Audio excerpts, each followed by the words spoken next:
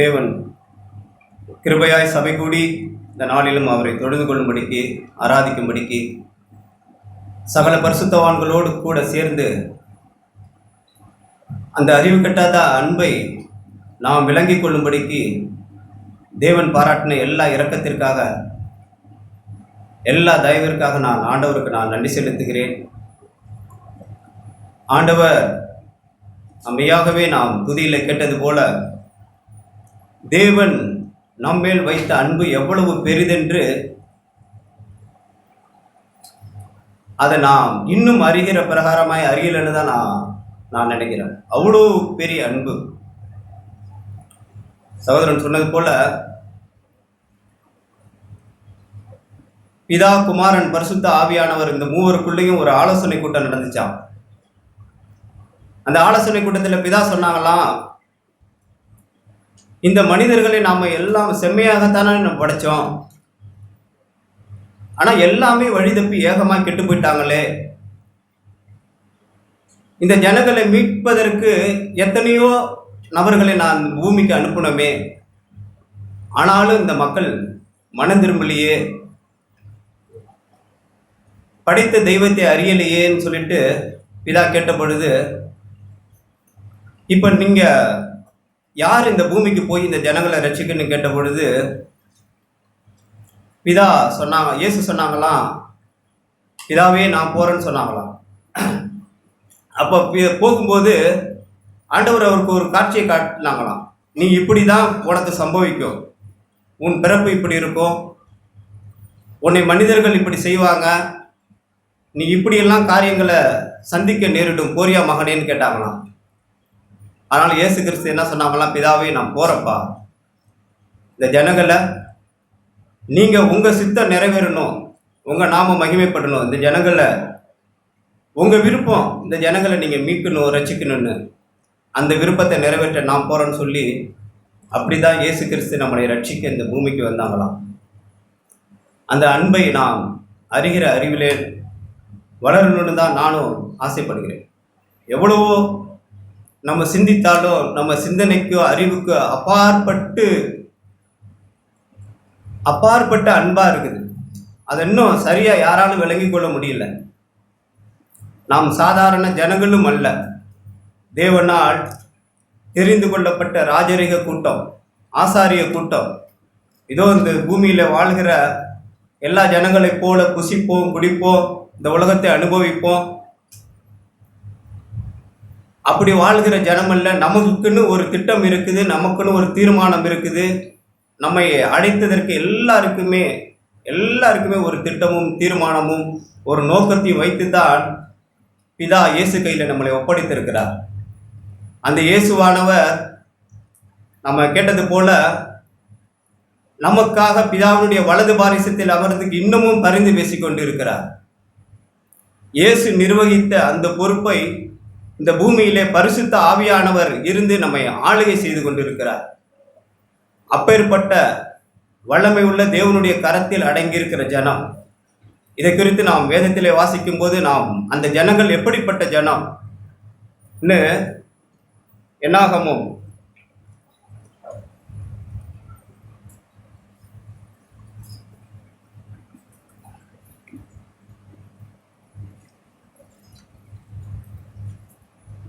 என்னாகமும் 23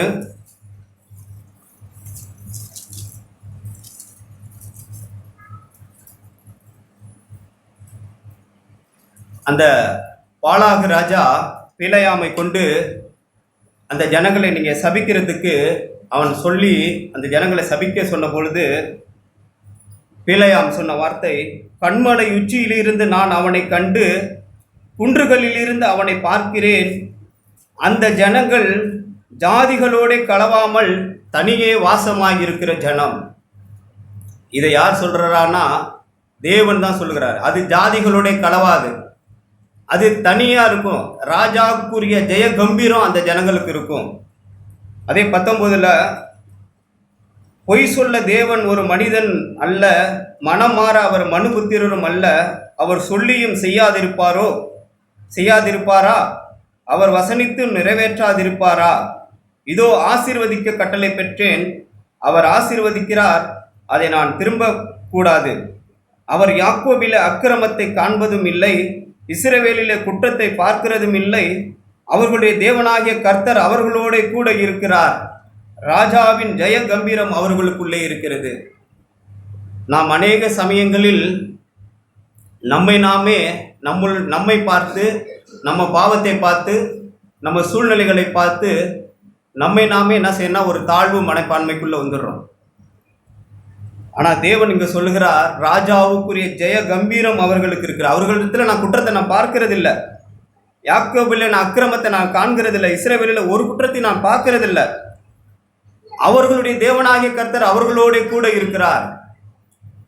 அவர்கள் ஜாதிகளுடைய களவாத ஜனம். ராஜாவின் ஜெய கம்பீரம் அவர்களுக்குள்ளே இருக்கிறது.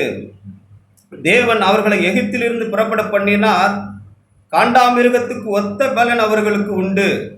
யாக்கோபுக்கு விரோதமான மந்திரவாதம் இல்லை, இஸ்ரவேலுக்கு விரோதமான குறி சொல்லும் இல்லை. நாம பலவீனர்கள் தான். ஆனால் நம்மளை அழைத்த தேவன் சொல்லுகிறார், காண்டாமிருகத்துக்கு ஒத்த பலன் அவர்களுக்கு இருக்கிறது. நான் ஆசீர்வதிக்க கட்டளை பெற்ற அந்த ஜனம். இப்படிதான் தேவன் நம்மேல் ஒரு மிகுந்த நம்பிக்கையை வைத்திருக்கிறார். நான் அப்படிப்பட்ட ஒரு ஜனத்தை தான் நாம் இன்று வரைக்கும் நம்ம இந்த உலகத்தில் பார்க்கலாம். இஸ்ரவேல்ங்கிற ஒரு தேசத்தை நாம் இன்னும் இந்த உலகத்தில் நம்ம பார்க்குறோம். அதுக்கு விரோதமாய் எத்தனையோ நாடுகள் அதுக்கு விரோதமாக யுத்தம் செய்யுது. அந்த நாடு ஸ்தாபிக்கப்பட்டதிலிருந்து அந்த நாட்டில் யுத்தம் இல்லாத நாட்கள் இல்லை, குண்டு விடுவாத நாட்கள் இல்லை. ஆனாலும் தேவன் அந்த ஜனத்தை இன்ன வரைக்கும் 1 கோடிக்கு குறைவாக தான் இருக்கிறாங்களா அதில் மக்கள் தொகை. ஆனால் அந்த ஜனம் இன்னமும் அந்த ஜனத்தை அழிக்க முடியல. அந்த எத்தனை நாடுகள் ஒன்று சேர்ந்தாலும் அந்த ஜனத்தை ஒன்று செய்ய முடியல. இதெல்லாம் நம் கண் முன்னே நாம் காண்கிற காரியங்கள். ஏன்னா அவர் தேவனால் தெரிந்து கொள்ளப்பட்ட ஜனம். அவர்களை தேவன் எந்த நோக்கத்திற்காக அழைத்தாரோ அந்த நோக்கத்தை நிறைவேற்றி முடிக்கும் வரைக்கும் அந்த ஜனத்தை யாராலும் ஒன்றும் செய்ய முடியாது.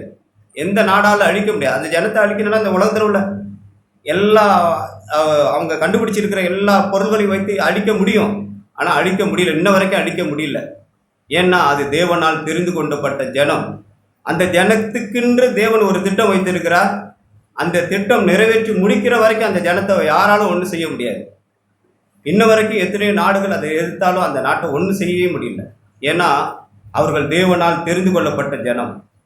தேவன் நம்ம மேல் வைத்த அன்பு எவ்வளவு பெரிதென்று நாம் பார்க்கும்போது, யோவான் எழுதின சுவிசேஷம் 17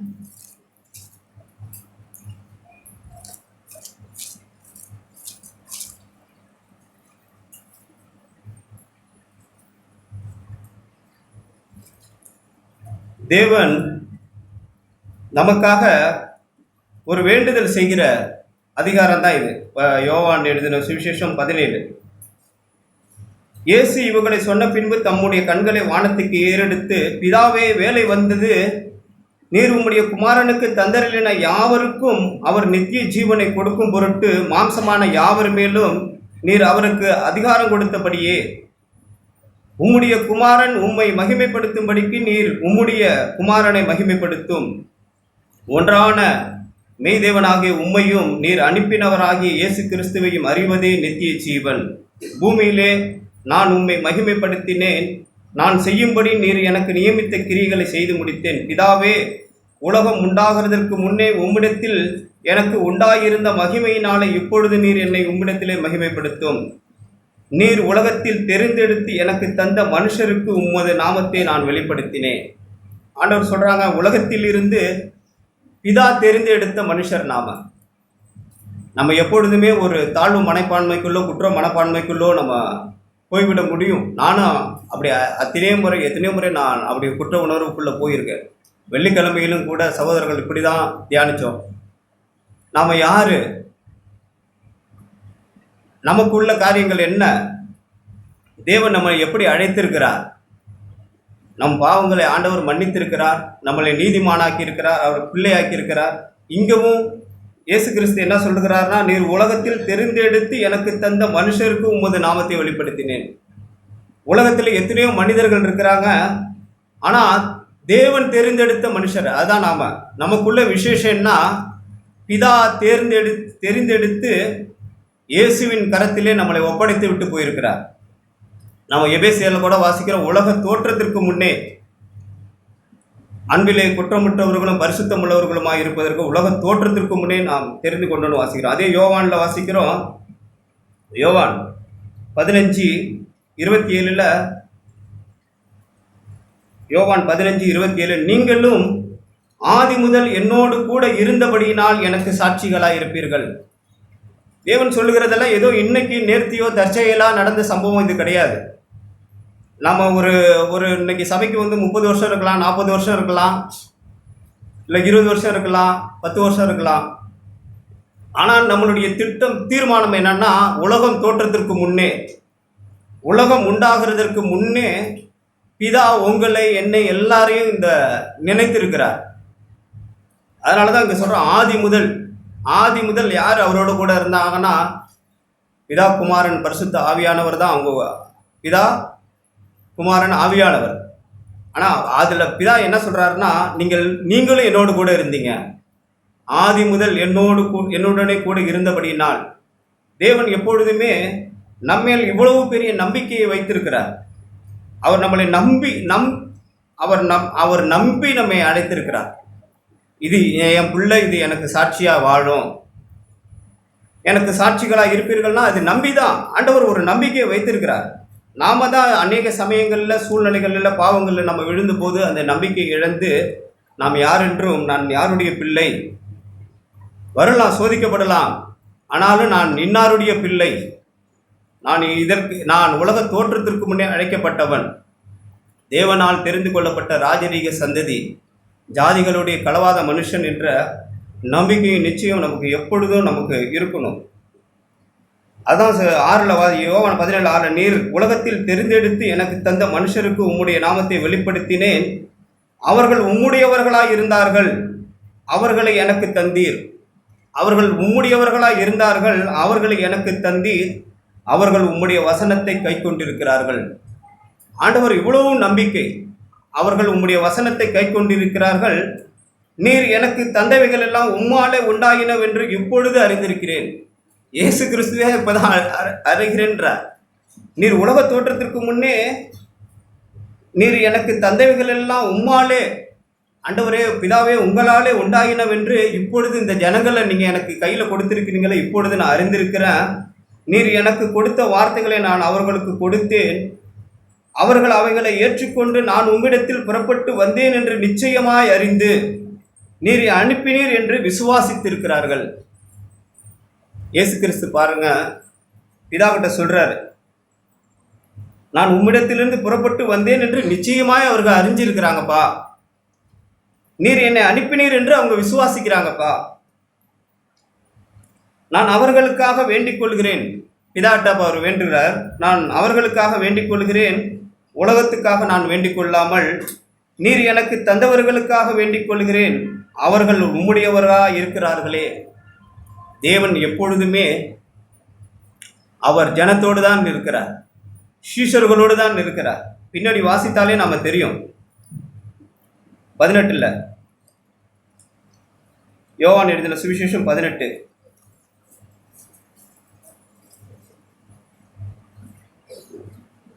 வாசிக்கிறான். இயேசுவை பிடிக்க வராங்க. அவருக்கு அவர்கள் பிரதியுத்தரமாக நகசரனாகிய இயேசுவை தேடுகிறோம் என்றார்கள். அதற்கு இயேசு நான் தான் என்றார். அவரை காட்டி கொடுத்த யூதாசும் அவர்கள் கூட நின்றான்.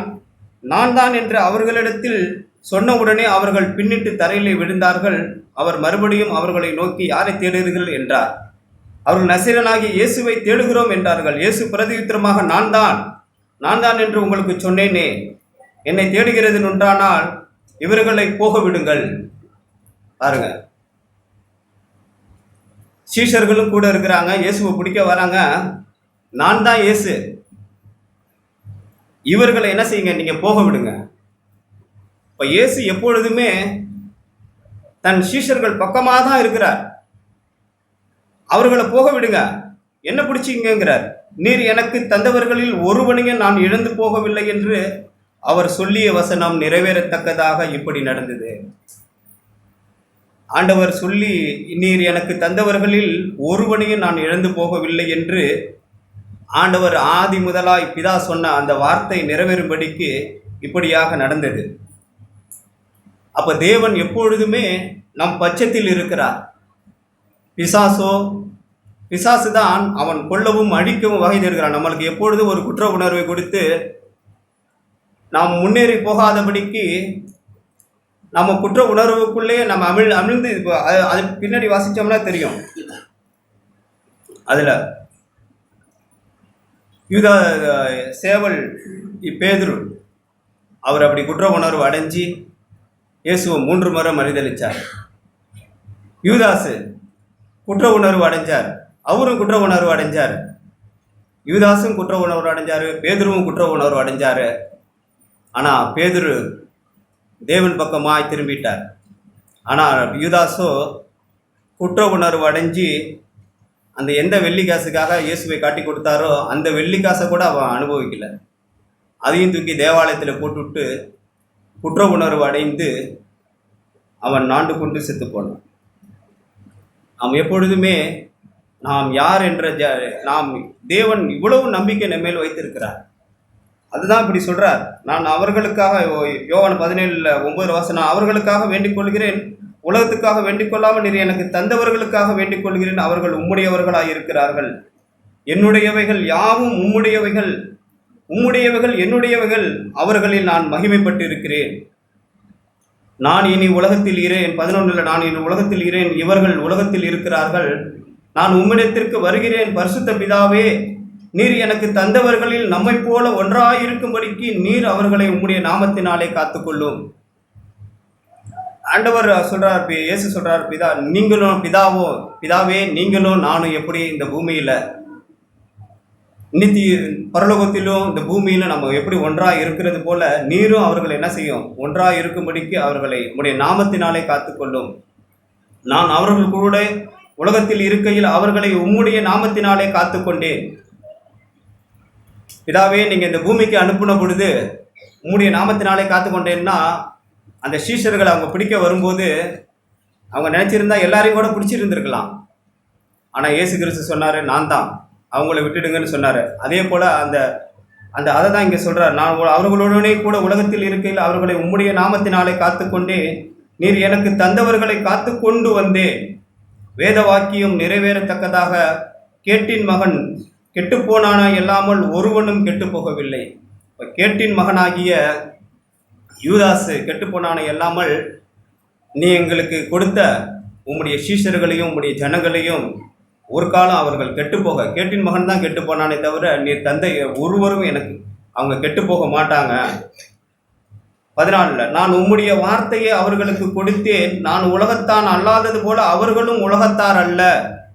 நம்ம என்னாகமத்தில் வாசித்தது போல இயேசு கிறிஸ்துவும் சொல்றார், அவர்கள் நான் உலகத்தான் அல்லாதது போல அவர்களும் உலகத்தார் அல்ல, அதனால் உலகம் அவர்களை பகைத்தது. நீர் அவர்களை உலகத்திலிருந்து எடுத்துக்கொள்ளும்படி நான் வேண்டிக் கொள்ளாமல் நீர் அவர்களை தீமையினின்று காத்து கொள்ளும்படி வேண்டிக் கொள்கிறேன். நான் உலகத்தான் அல்லாதது போல அவர்களும் உலகத்தான் அல்ல, உம்முடைய சத்தியத்தினாலே அவர்களை பரிசுத்தமாக்கும் உம்முடைய வசனமே சத்தியம். இப்படி தேவன் நம்மேல் மிகுந்த நம்பிக்கையை வைத்திருக்கிறார். அந்த நம்பிக்கைக்கு நாம் பாத்திரவான்களாக நம்ம எப்பொழுதுமே தேவனிடத்தில் நாம் அன்பு கூறுகிறோம்னா அவருடைய கற்பனைகளை நம்ம கை கொள்ளணும். அவர் கற்பனைகள்னா அவர் சொன்ன வாயிலிருந்து புறப்பட்டு வந்த வார்த்தை தான். அவர் இப்படி நம்மேல் இவ்வளவு நம்பிக்கை வைத்திருக்கிறார். நம்ம உலகத்தான் அல்ல, ஜாதிகளோடு கலவாத ஜனம், தேவன் அவர்களோடு இருக்கிறார். என் ஆடுகள் என் சத்தத்திற்கு செவி கொடுக்கிறது, நான் அவைகளை அறிந்திருக்கிறேன், அவர்கள் என் கையிலிருந்து ஒருவனும் பறித்து கொள்ள முடியாது. அவர்கள் தேவனால் பிறந்த ஜனம், ஏன்னா தேவனுடைய வித்து அவர்களுக்குள் இருக்கு. சத்தியவான் எவனும் என் சத்தம் கேட்கிறான். இன்று ஆண்டவர் பல காரியங்கள் மூலமாய் நம்மளுக்கு அவரை வெளிப்படுத்தி இவ்வளவு பெரிய நம்பிக்கையை தேவன் நமக்கு கொடுத்திருக்கிறார். அப்படியே பின்னாடியில் வாசிக்கிறோம் 23 ஒருமைப்பாட்டில் அவர்கள் தேறினவர்களாய் இருக்கும்படிக்கு நீர் என்னை அனுப்பினதையும் நீர் என்னில் அன்பாய் இருக்கிறது போல அவர்களிலும் அன்பாய் இருக்கிறதையும் உலகம் அறியும்படிக்கு நான் அவர்களிலும் நீர் என்னிலும் அன்பாய் இருக்கும்படி வேண்டிக் கொள்கிறேன். இயேசு அன்பா தான் இருக்கிறாரு. நீர் அன்பா இருக்கிறது போல அது சொல்றாரு, உலகம் அறியும்படிக்கும் நான் அவர்களிலும் நீர் என்னிலும் இருக்கும்படிக்கும் வேண்டிக் கொள்கிறேன். பிதாவே, உலக தோற்றத்திற்கு முன் நீர் என்னில் அன்பா இருந்தபடியினால் நீர் எனக்கு தந்த என்னுடைய மகிமையை நீர் எனக்கு தந்தவர்கள் காணும்படியாக நான் எங்கே இருக்கிறேனோ அங்கே அவர்களும் என்னோடனே கூட இருக்க விரும்புகிறேன். ஆண்டவர் என்ன சொல்றாருன்னா, நீர் என்னோடு கூட இருக்கிறது போல நானும் அவர்கள் என்னோடு கூட இருக்கணும். எவ்வளவு பெரிய நம்பிக்கை! இவ்வளவு நம்பிக்கையை ஆண்டவர் நம்மில் வைத்திருக்கிறார். இவ்வளவு நேசம். நான் தந்தவர்கள் ஒன்றும் கெட்டு போகாது. கெட்டு போனானா கேட்டின் மகன் தான் கெட்டு போவானே தவிர நீர் கொடுத்த ஒரு பிள்ளைகள் கூட கெட்டுப்படாது. ஆண்டவர் அப்படிதான் நம்மளை அழைத்து ஒவ்வொருவருக்கும் ஒரு திட்டத்தையும் ஒரு தீர்மானத்தையும் வைத்திருக்கிறார். தேவன் இவ்வளவு நீதி 25 வாசிக்கிற நீதியுள்ள பிதாவே, உலகம் உம்மை அறியவில்லை, நான் உம்மை அறிந்திருக்கிறேன். நீர் என்னை அனுப்பினதை இவர்களும் அறிந்திருக்கிறார்கள். ஆண்டவருக்கு எவ்வளவு மறுபடியும் சொல்றாரு, அறிந்திருக்கிறார்கள் அறிந்திருக்கிறார்கள் அறிந்திருக்கிறார்கள். அப்படி நாம் அறிஞ்சிருக்கிறோமா? பிதாவை இயேசுவை நாம் அறிஞ்சிருக்கிறோமா? அவருடைய அன்பை அறிஞ்சிருக்கிறோமா? நீர் என்னிடத்தில் வைத்த அன்பு அவர்களிடத்தில் இருக்கும்படிக்கும் நான் அவர்களில் இருக்கும்படிக்கும் உம்முடைய நாமத்தை அவர்களுக்கு தெரியப்படுத்தினேன், இன்னமும் தெரியப்படுத்துவேன். அவர்களுடைய நாமத்துக்கு இன்னும் தெரியப்படுத்தினேன், நான் இன்னமும் தெரியப்படுத்துவேன். பிதா இயேசு கிறிஸ்து ஆண்டவர் நம்மையில வைத்த நம்பிக்கையை பார்த்தீங்கன்னா, அதில் ஒரு அப்பழுக்கு இல்லை. அவர் எப்படி உலக தோற்றத்திற்கு முன்னே தெரிந்து கொண்டாரோ ஏற்ற சமயத்தில் நம்ம பேர் சொல்லி அழைத்தார். நான் ஒரு 17 வயசு ஒரு 18 வயசு இருக்கும். அப்போ நான் ஒரு பையன்கிட்ட இதுமாரி பைபிள் ஒன்று கேட்டேன். அப்போ என்கிட்ட பைபிள்லாம் கிடையாது. அது நான் ஆர்சியில் இருந்ததுனால அவங்க ஃபாதர் அங்கே படிக்கிறது மட்டும்தான் வாசிப்போம். பைபிள் கேட்டேன். ஆனால் அதிலிருந்து எனக்கு ஒரு மனசுக்குள்ளே ஒரு ஆர்வம், தேவனிடத்தில் போகணும், சபைக்கு போகணும், இன்னும் ஆர்வம். ஆனால் அது என்னால் காரியங்கள் நடக்கவே இல்லை. நான் எத்தனையோ முயற்சி பண்ணினேன். ஆனால் ஏற்ற சமயத்தில் தேவன் அது இதான் சொல்கிறாருல, இப்போ உலக தோற்றத்திற்கு முன்னே தெரிஞ்சுக்கிட்டேன். ஆனால் ஏற்ற சமயத்தில் நான் அவர்களை பேர் சொல்லி அழைத்தேன். ஏற்ற சமயத்தில் தேவன் என்னை அழைத்தார். நான் எத்தனையோ முயற்சி பண்ணி நான் சபைக்கு போகணும்னு முயற்சி பண்ண, ஆனால் நடக்கலை. ஆனால் தகுந்த நேரத்தில் ஆண்டவர் அழைத்தார் என்னை. அப்படிதான் நம்ம பிதா ஒவ்வொருவரையும், ஆனால் அவருடைய திட்டம், ஒவ்வொருவருக்கும் தேவன் வைத்திருக்கிற திட்டம், தீர்மானம், அவர் நம்மேல் இவ்வளவு நம்பிக்கையாக இருக்கிறார். அந்த நம்பிக்கைக்கு நாம் எப்பொழுதுமே நம்ம பாத்திரவான்களாக இருக்கணும். நான் இதை வாசிக்கும் போது அநேக சமயத்தில் நம்ம குற்ற உணர்வு அடைகிறோம். இதில் வாசித்த 2 கொரிந்தியர்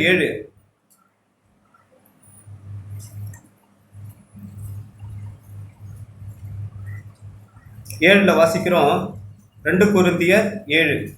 இப்படிப்பட்ட வாக்குத்தத்தங்கள் நமக்கு உண்டாகியிருக்கிறபடியினால் பிரியமானவர்களே, மாம்சத்திலும் ஆவியிலும் உண்டான எல்லா அசுசியும் நீங்க நம்மை சுத்திகரித்து கொண்டு பரிசுத்தமாகுதலை தெய்வ பயத்தோடு பூரணப்படுத்த கடவோம்.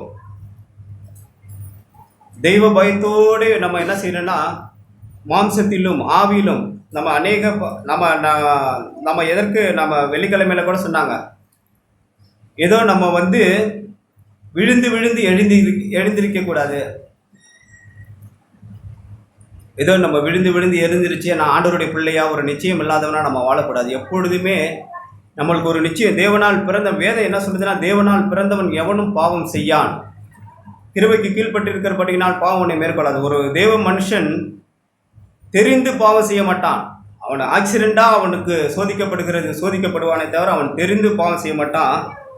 அதுதான் இங்கே வாசிக்கிறோம். இப்படிப்பட்ட வாக்குத்தத்தங்கள் மாம்சத்திலும் ஆவியிலும் உண்டான எல்லா அசுசியும் நீங்க நம்மை சுத்திகரித்து கொண்டு பரிசுத்தமாகுதலை தெய்வ பயத்தோடு பூரணப்படுத்த கடவோம். அதிலே 10 வாசிக்கிறோம். தேவனுக்கேற்ற துக்கம் மனஸ்தாபப்படுகிறதற்கு இடமில்லாமல் ரட்சிப்புக்கு ஏதுவான மனந்திரும்பலை உண்டாக்குகிறது. லௌகீக துக்கமோ மரணத்தை உண்டாக்குகிறது. நம்ம துக்கப்படணும். நம்ம பாவம் செஞ்சா ஒரு நல் மனசாட்சியுடைய மனுஷன், தேவனுடைய பிள்ளை, நான் தேவனுடைய பிள்ளை இப்படி பாவம் செய்துட்டேன்னு சொல்லிட்டு அவன் துக்கம் அடையணும்.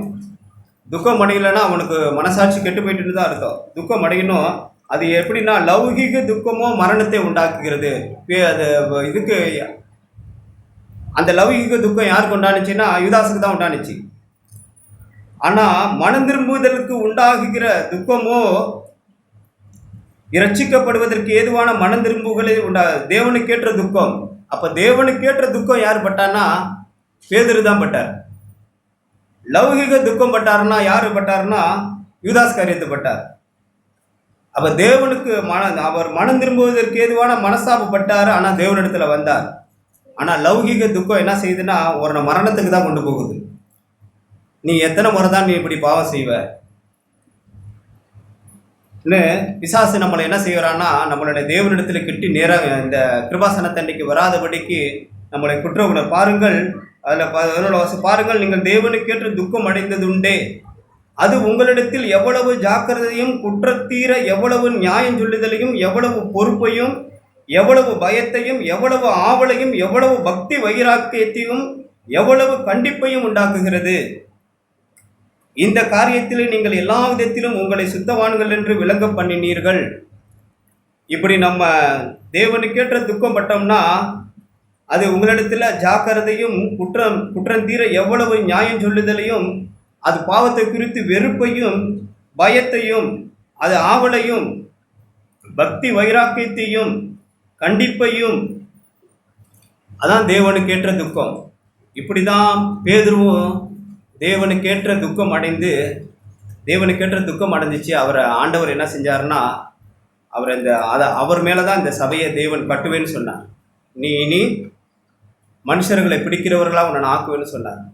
ஆனால் யூதாசு காரியத்தோ கேட்டின் மகன் அவன் நான் துக்கம் அடைந்து நாண்டு கொண்டு செத்தான். இப்படி நாம் எப்பொழுதுமே நம்ம முன்னேறுகிறவர்களாய், அதுதான் நாம் வெள்ளிக்கிழமையில விழுகிறதும் எடுகிறதும். இதே ஒரே ஒரு சம்பவத்தை மட்டும் வாசித்து நான் முடிச்சிடுறேன். சங்கீதம்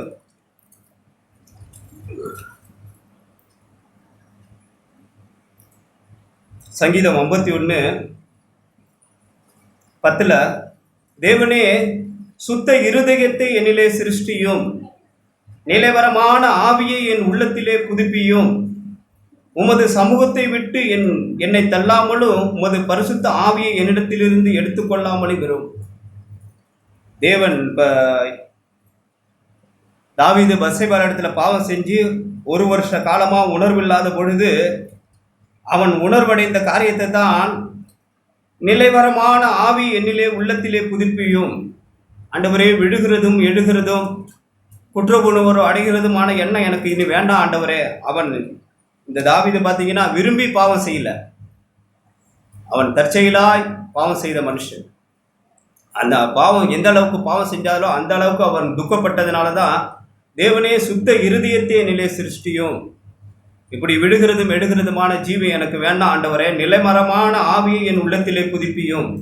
ஆண்டவரே, நீங்க எப்பொழுது நிலைவரமா இருங்க, என் உள்ளத்திலே இருங்க, உம்முடைய சமூகத்தை விட்டு என்னை தள்ளாமலும் உமது பரிசுத்த ஆவியை என்னிடத்திலிருந்து எடுத்துக்கொள்ளாமலும் வரும். அவன் உணர்வடைந்து அவன் லௌகீக துக்கம் அடையல, அவன் தேவனுக்கேற்ற அவன் மனசாபப்பட்டு தான் இந்த தாவீது சொல்லுகிறார், உம்முடைய சமூகத்தை விட்டு என்னை தள்ளாமலும் உம்முடைய பிரசன்னத்தை விட்டு என்னை தள்ளாமலும் உம்முடைய பரிசுத்த ஆவி என்னிடத்திலே எடுத்துக்கொள்ளாமலும் வரும். உம்முடைய ஆவி இல்லாமல் நான் விழுந்துட்டேன் ஆண்டவரே, பாவத்தில் விழுந்துட்டேன், உம்முடைய பிரசன்னம் இல்லாமல் விழுந்துட்டேன். நிலைவரமான உம்முடைய ஆவியானவர் எப்பொழுது என்னை தங்கியிருக்கும்படிக்கு எனக்கு உதவி செய்யும் சொல்லிட்டு தாவீதும் அப்படிதான் பிரயாசப்பட்டார். இதே நம்ம வாசிக்கிறோம் அப்போஸ்தலர் நடவடிக்கைகள்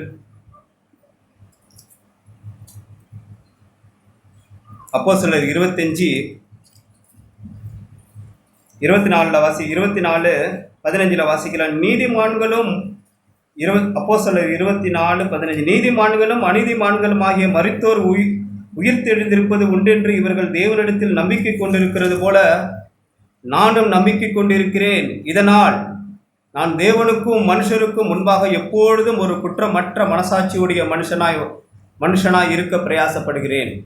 பவுல் சொல்கிறார், நான் மரித்தோரிலிருந்து நீதிமான்களும் அநீதிமான்களும் உயிர்த்தெழுந்திருப்பார்களே ஆண்டவரே, அவங்க விசுவாசிக்கிறது போல உண்டென்று இவர்கள் தேவனிடத்தில் நம்பிக்கை கொண்டிருக்கிறது போல நானும் நம்பிக்கை கொண்டிருக்கிறேன். இதனால் ஆண்டவரே, இதனால் நான் தேவனுக்கும் ஆண்டவரே உமக்கு முன்பாக எப்பொழுதும் ஒரு குற்றமற்ற, அதை தான் அப்பவே சொல்றார். பழைய ஏற்பாட்டு மனுஷனே சொல்றார் இந்த காரியத்தை. தாவீது சொல்றார், சுத்த இருதயத்தை நிலை சிருஷ்டியும் ஆண்டவரே, நிலைவரமான உம்முடைய ஆவியானவர் என்னை விட்டு எடுத்துக்கொள்ளாதிரும். அதுதான் இங்கே பவுலும் இங்கே சொல்றாரு, இதனால் நான் தேவனுக்கும் மனுஷருக்கும் முன்பாக எப்பொழுதும் குற்றமற்ற ஒரு மனசாட்சியுடைய மனுஷனாய் வாழ நான் பிரயாசப்படுகிறேன். எப்பொழுதும் நம்மளுக்கு ஒரு தேவன் இவ்வளவு நம்பிக்கையை நம்மேல் வைத்திருக்கிறார். நாம் குற்ற உணர்வோ ஐதைரியமோ தாழ்வு மனப்பான்மையோ கொள்ளாமல், நாம் யாரு, நாம் எந்த ஜனம், நான் தேவனால் தெரிந்து கொள்ளப்பட்ட ஜனம். ஆண்டவர் இவ்வளவு சொல்றார், காண்டாமிருகத்துக்கு ஒத்த பலன் அவர்களுக்கு இருக்கிறது, நான் அவர்களை அழிக்க முடியாது, அவர்கள் தேவனால் ஆசீர்வதிக்கப்பட்ட கட்டளைப்பட்ட ஜனங்கள். அப்படி தேவனால் கட்டளைப்பட்ட ஜனம் ஆகிய நம்ம எப்பொழுதுமே தேவனுடைய அன்பிலே நிலைத்திருந்து நம்ம முன்னேறி போயிட்டே தான் இருக்கணும். நாம் குற்ற உணர்வு அடைந்து தாழ்வு மனப்பான்மை கொண்டோ நாம் யார் என்று அநேக சமயத்தில் நம்ம யார் என்று தெரியாமல் தான், நான் யாருடைய பிள்ளைங்கிறது தெரியாமல் தான் நம்ம என்ன செய்கிறோன்னா குற்ற உணர்வு அடைந்துடுறோம்.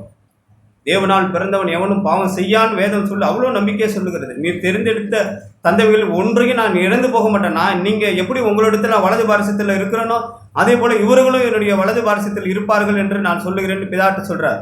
இயேசு கிறிஸ்து சொல்றார். இவ்வளவு நம்பிக்கையுமே தேவன் நம்ம மேல் வைத்திருக்கிறார். இப்படி நம்பிக்கை உள்ள ஜனம் எப்பொழுதும் நாம் தேவனுக்கு முன்பாக மாம்சத்திலும் ஆவியிலும் உண்டான எல்லா அசிசிகளையும் கழுவி கொண்டு பரிசுத்தமாகுதலை தெய்வ பயத்தோடு நம்ம பூரணத்தை நோக்கி, நாம் போன வாரத்தில் கேட்ட பூரணத்தை நோக்கி ஓட அழைக்கப்பட்ட ஜனம். ஏதோ தாழ்வு மனைப்பான்மை குற்ற உணர்வு கொண்டோ, அதான் ஆண்டவர் சொல்றாங்க, என்னை விசுவாசிக்கிறோட இருதயத்திலிருந்து ஜீவ தண்ணீருள்ள நதிகள் புரண்டு ஓடும். அது புரண்டு ஓடும், அது தேங்கி கிடக்கிற குட்டல்ல, அது போகும். அது போகிற இடமெல்லாம் அது ஜனங்களை ஆசீர்வதிக்கும். அது புரண்டோடுன்னா அதான் ஒரு ஜீவ தண்ணீருள்ள நதி. அது எங்கெல்லாம் ஓடுதோ அங்கெல்லாம் அது ஓரமாக இருக்கிற எல்லா மரங்களும் எப்படி செழிப்பாக இருக்கிறது போல தான் ஆண்டவர் நம்மளையும் இந்த ஒரு செழிப்பான வாழ்வுக்கு தான் ஆண்டவர் நம்மளையும் அழைத்திருக்கிறார். அவர்கள் உள்ளத்திலிருந்து ஜீவ தண்ணீருள்ள நதிகள் புறப்பட்டு ஓடும். அப்போ குற்ற உணர்வு அடையாதபடிக்கு நாம் எப்பொழுதும் தேவன் கொடுத்த அவருடைய கற்பனைகளை நாம் கைக்கொள்ளும், அவருடைய வார்த்தைகளை நாம் விசுவாசிப்போம். ஆண்டவர் இவ்வளவு நம்பிக்கையாக நம்ம மேல் இருக்கிறார். அந்த நம்பிக்கைக்கு நாம் பாத்திரவான்களாய் நானும் நடப்பேன் என்று என்னுடைய நம்பிக்கை விசுவாசத்தையும் அறிக்கையிடுகிறேன். மத்தேயு எழுதின சுவிசேஷம் 16ஆம் அதிகாரம்.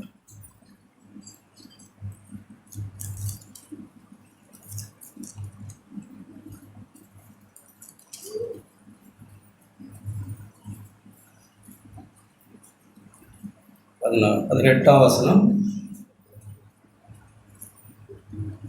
மேலும் நான் உனக்கு சொல்லுகிறேன், நீ பேதுருவாய் இருக்கிறாய், இந்த கல்லின் மேல் என் சபையை கட்டுவேன், பாதாளத்தின் வாசல்கள் அதை மேற்கொள்ளுவதில்லை. தேவன் தம்முடைய சபையை கட்டுகிறார்.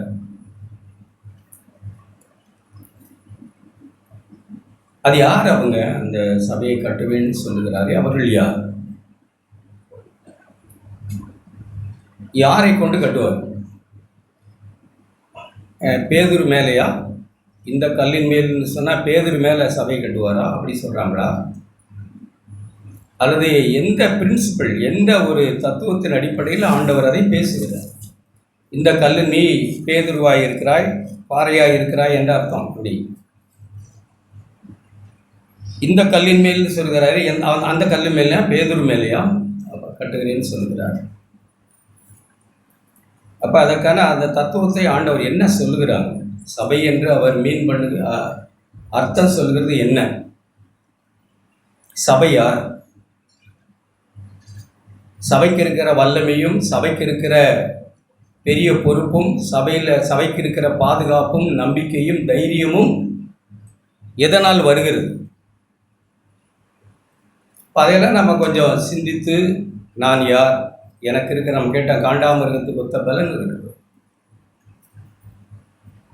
அது யார்? அவங்க they are chosen people. அவர்கள் தெரிந்து கொள்ளப்பட்ட மக்கள்.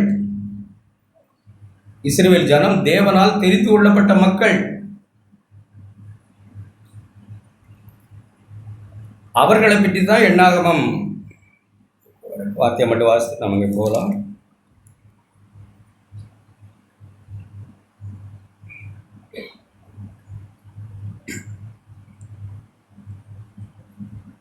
அவர்களை பற்றி, அந்த ஜனங்களை பற்றி அவர் சொல்லுகிற விதம் 8ஆம் வசனம் 9ஆம் வசனத்தில் நான் வாசிக்கிறோம். அந்த ஜனங்கள் ஜாதியுடனே கலக்காத ஒரு ஜனம். அடுத்து அவர் சொல்லுகிற விதம், இதெல்லாம் நம்முடைய மனோபாவங்க. நாம் ஏதோ ஒரு வேஷத்தை அல்லது ஒரு வெளிப்படையான காரியங்களை செய்திருந்ததுனால நாம் ஜனங்களுடனே கலவாத இந்த உலகத்து மக்களைப் போல இல்லாதவர்களெல்லாம் தேவன் அதை அப்படி அங்கீகரிக்கிறது இல்லை. இதெல்லாம் மனோபாவங்கள், ஆவியில் உண்டாகிற வாழ்வு. அது இன்னும் சொல்லும்போது அவர் சொல்கிறார், யாக்கோபில் 21, கர்த்தர் அவர்களோடு தேவனாகிய கர்த்தர், அவர்களுடைய தேவனாகிய கர்த்தர். இதெல்லாம் எல்லாரும் சும்மா சாதாரணமாக என்னுடைய கர்த்தர் என் கூட இருக்கிறார்னா உரிமை பாராட்ட முடியாது. அப்படி நாம் சொல்லலாம், ஆனால் அப்படி போலியாய் நம்ம உரிமை கொண்டாட முடியாது. அப்படி நம்ம விளங்கிக்கொள்ளணும். அவருடைய தேவனாகிய கர்த்தர் அவர்களோடு இருக்கிறார். ராஜாவின் சந்தோஷம் அவர்களுக்குள்ளே இருக்கிறது. தேவன் அவர்களை எகிப்திலிருந்து புறப்பட பண்ணினார். அந்த ஜனங்களை குறித்து நம்ம விளங்கிக்கணும். எகிப்துனா என்னன்னு விளங்கிக்கணும். எகிப்திலிருந்து தேவன் அந்த ஜனங்களை பிரித்தார். புறப்பட பண்ணின ஜனத்துக்குத்தான் அவருடைய தேவன் அவரோடு கூட இருக்கிறார். அவர் சந்தோஷமாக இருக்கிறார் அவர்கள் மேல். அவர்கள் எகிப்திலிருந்து வெளியே வந்த ஜனம் புறப்பட பண்ணினார்.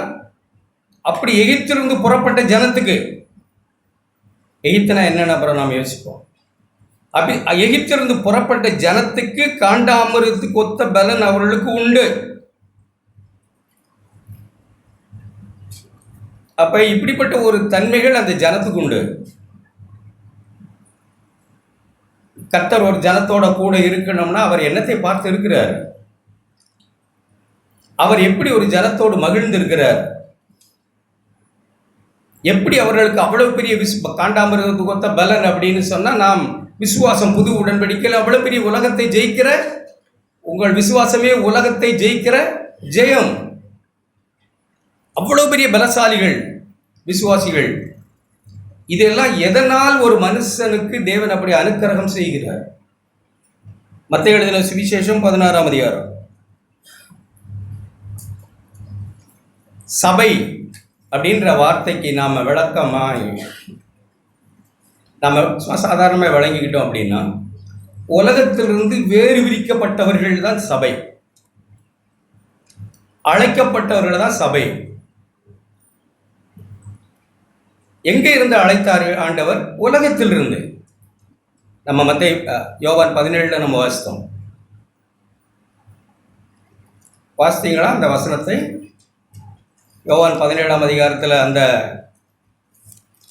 அந்த ஆசாரியன், நமக்காய் பரிந்து பேசுகிற பிரதான ஆசாரியனுடைய ஜெபத்தில்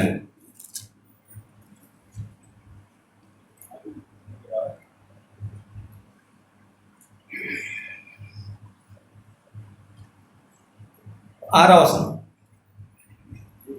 நீர் உலகத்திலிருந்து தெரிந்தெடுத்து எனக்கு தந்த மனுஷருக்கு உம்முடைய நாமத்தை வெளிப்படுது. அப்ப சபைனா என்னன்னா, உலக போக்கில் போறவங்கல்ல சபை. உலகத்துக்கு ஒரு மனோபாவம் இருக்கு, அந்த மனோபாவம் உடையவர்கள் அல்ல சபை. உலக வழிகளில் போகிறவர்கள் அல்ல சபை. உலக தத்துவங்களில் போகிறவர்கள் அல்ல சபை. பணத்து மேல உலகத்துக்கு ஒரு எல்லாத்துக்கும் உலகத்துக்கு ஒரு மனோபாவம் இருக்கு. வேற வேல்யூஸ் இருக்கு. வேல்யூஸ் என்ன சொல்றது? மதிப்பீடு. உலக மக்கள் ஒரு சில விஷயங்களை ஒரு மாதிரி மதிப்பீடு செய்துதான் வச்சிருக்காங்க. ஆனா சபையில் இருக்கிற ஜனங்கள் இந்த உலக மக்களைப் போல இந்த உலக காரியங்கள் மேல் மதிப்பீடு கொண்டவர்கள் அல்ல. அவர்கள் மனம் புதிதானவர்கள்.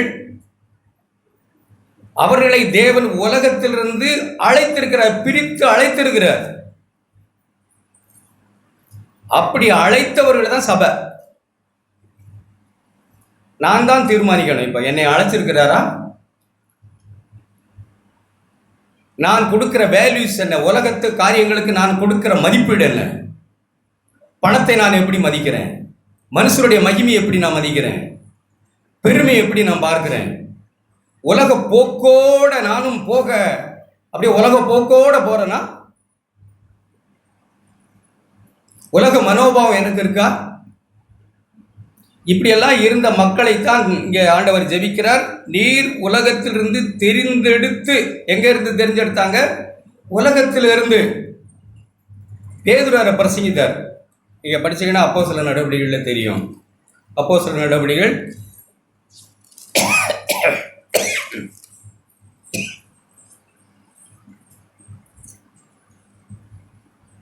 'அவர் பேசுகிற ஒரு சில வார்த்தைகளை நீங்கள் 40ஆம் வசனம்,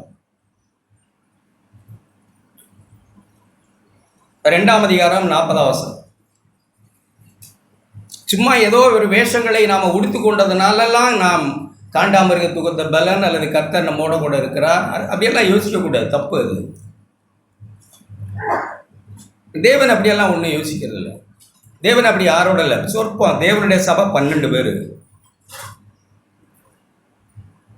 12,000 பேர் இல்லை. ஆண்டவர் மெய்ப்பராய் இருந்த, அப்ப இருந்த மெய்ப்பராய் ஆடுகளுக்கு ஜீவனை கொடுத்த சபை 12 பேர். அந்த 12 பேரையும் தேவன் உலகத்தில் இருந்து பிரித்தெடுத்தார். எப்படி பேசுகிறார் பேதுரு, அதை பாருங்க. 2ஆம் அதிகாரம் 40ஆம் வசனம். இன்னும் அநேக வார்த்தைகளாலும் சாட்சி கூறினான். இன்னும் அநேக வார்த்தைகளால் அதெல்லாம் எழுதப்படலை. நிறைய காரியங்களை சொல்லி, சாட்சி சொல்லி, திருஷ்டாந்தப்படுத்தி பேசி என்ன சொல்கிறார்? மாறுபாடுள்ள இந்த சந்ததியை விட்டு விலகி உங்களை ரட்சித்துக் கொள்ளுங்கள். சுவிசேஷம் என்ன? இந்த உலகம் மாறுபாடுள்ள சந்ததி. கருப்பை வெள்ளைனும், வெள்ளைய கருப்பனும், தலைகீழா எதையுமே சொல்லுகிற உலகம் இது. பணத்தை தெய்வமாய், தெய்வத்தை மண்ணாய் மதிக்கிற ஜனம். பணத்தை தெய்வமாய், தெய்வத்தை கல்லாய், மண்ணாய், சிலையாய், எத்தனையோ விதங்கள்ல சிலுவையாய் பார்க்கிற ஜனம். மாறுபாடுள்ள சந்ததி. மிருகத்துக்கு ஒப்பாய் மனுஷன் தெய்வத்தை பார்க்கிற மாறுபாடுள்ள சந்ததி. தேவன் மதிக்காத தலையில தூக்கி மதிக்கிற ஜாதி. தேவன் மதிக்கிறதை காலில் போட்டு மிதிக்கிற ஜனம். தேவ பக்தியை ரொம்ப தூஷணமாய் நடத்துகிற இந்த உலகம். மேற்போங்கான அல்லது மேலோட்டமான மத சடங்குகளை பெருசா மதிக்கிற ஜனம். நாமும் தான் அப்படி. சபையில மேலோட்டமாய் செய்யப்படுகிற சடங்குகளை பெருசா யோசிக்கிற ஆட்கள். இங்கேயும் விதிவிலக்கல்ல. ஜனங்கள் பெரிய பெரிய காரியங்கள்லாம் செய்யறத அப்படின்றாங்களே, என்னன்னு நினைக்கிறீங்க? நாமும் அப்படித்தானா? இதெல்லாம் மாறுபாடான ஜனம். தெய்வ பக்தியை அவர்கள் செய்கிற கிரியாய் காட்டுகிறவர்கள். மனம் திரும்புதலற்ற என்னத்தை வேணாலும் கொடுக்க தயார் கர்த்தருக்கு. மனம் திரும்ப மாட்டாங்க. பணம் கொடுக்கிறதா, மொட்டை அடிக்கிறதா, நடக்கிறதா, அங்கேயும் இங்கேயும் தெற்கையும் வடக்கையும் நடக்கிறதா, சபைக்கு போகிறதா, எது ஒன்றாலும் சரி. ஆனால் நான் என்ன செய்ய மாட்டேன்? மனம் திரும்ப மாட்டேன். மனசை மட்டும் ஆண்டவருக்கு கொடுக்க மாட்டேன் என்று இருக்கிற மாறுபாடுள்ள சந்ததி இந்த உலகம். அப்படிப்பட்ட மாறுபாடுள்ள இந்த சந்ததியிலிருந்து நம்மை ரட்சிக்கணும். அப்படிதான் சொல்றார். இந்த உலகம் கொடுக்கிற சட்டம் வேல்யூ சில காரியங்களுக்கு பெரிய மதிப்பீடுகளை கொடுத்திருக்கிறது. பணம் இல்லைன்னா போனேன்டா அப்படின்னு மதிப்பு கொடுக்குது. படிப்பை பெருசா மதிக்குது. கலர், ஒரு சிவப்பு தோலுக்கு பெரிய மதிப்பு கொடுக்குது. நமக்கு புரியும். ஆனா இப்படிப்பட்ட மாறுபாடுள்ள சந்ததியை விட்டு விலகி உங்களை ரட்சித்துக் கொள்ளுங்கள். இதான் சுவிசேஷம். ஞானஸ்நானம் எடுத்துட்டோம், நம்ம சபைக்கு வந்துட்டோம், அப்பம் விட்டுட்டோம்ங்கிறது இல்லை. இதை செய்யாமல் இருக்கிறது அப்படி. சுவிசேஷம் அப்படி இல்லை. சுவிசேஷம் மாறுபாடுள்ள சந்ததியை விட்டு பிரிகிறதும் தான். இந்த உலகத்து மக்களை போல மனோபாவம் எனக்கு கவலை, பயம், நாளைக்கு கவலை, நாளைய காரியங்களை குறித்து, இதெல்லாம் உலக மனோபாவம். தேவனற்றவர்கள். இப்படிப்பட்ட மாறுபாடுள்ள சந்ததியுடைய மனோபாவம் கொந்தளிக்கிற கடல் போல ஏதோ மனுஷருக்கு முன்பாக முகத்துல பக்தியை காட்டுகிற இந்த உலகத்துல நானும் இப்படிப்பட்ட மாறுபாடுள்ள சந்ததியை விட்டு பிரிந்து தேவன் என்னை பிரித்து எடுத்திருக்கிறார் அப்படி உணர்வு இருக்கா? தேவன் செப்பரேட்டாக என்னை பிரித்து எடுத்திருக்க, இது ஆண்டவருக்கு வேண்டும் அப்படின்னு பிரிச்சிருக்காங்க. அப்படிப்பட்ட உணர்வுடையவர்களுக்கு பேர் தான் சபை. மத்தேயு 16, இந்த கல்லின் மேல் என் சபையை கட்டுவேன்னு சொன்னான். அது என்ன அந்த கல்? பேதுருவா? இல்லையா? ஏதாவது சொல்லுங்க. பேதுரு இல்லை. அப்ப என்ன அப்படின்னு தான் எழுதிருக்கு. பாருங்க, படிச்சு பாருங்க. அவர்கள் ஆண்டவர் கேட்டார் 13ஆம் வசனத்துல, மனுஷகுமாரனாகி என்னை ஜனங்கள் யார் என்று சொல்லுகிறார்கள் என்று கேட்டார். அப்ப ஆண்டவர் அவங்க பதில் சொல்றாங்க. அதற்கு அவர்கள், சிலர் உம்மை யோவான் ஸ்நானகன் என்றும், சிலர் எலியா என்றும், வேறு சிலர் எரேமியா என்றும், தீர்க்கதரிசிகள் ஒருவர் என்றும் சொல்லுகிறார்கள் என்றார்கள். அடுத்த வசனம், நீங்கள் என்னை யார் என்று சொல்கிறீர்கள்? 15, 16, அப்போது சீமோன் பேதுரு பிரதித்திரமாக,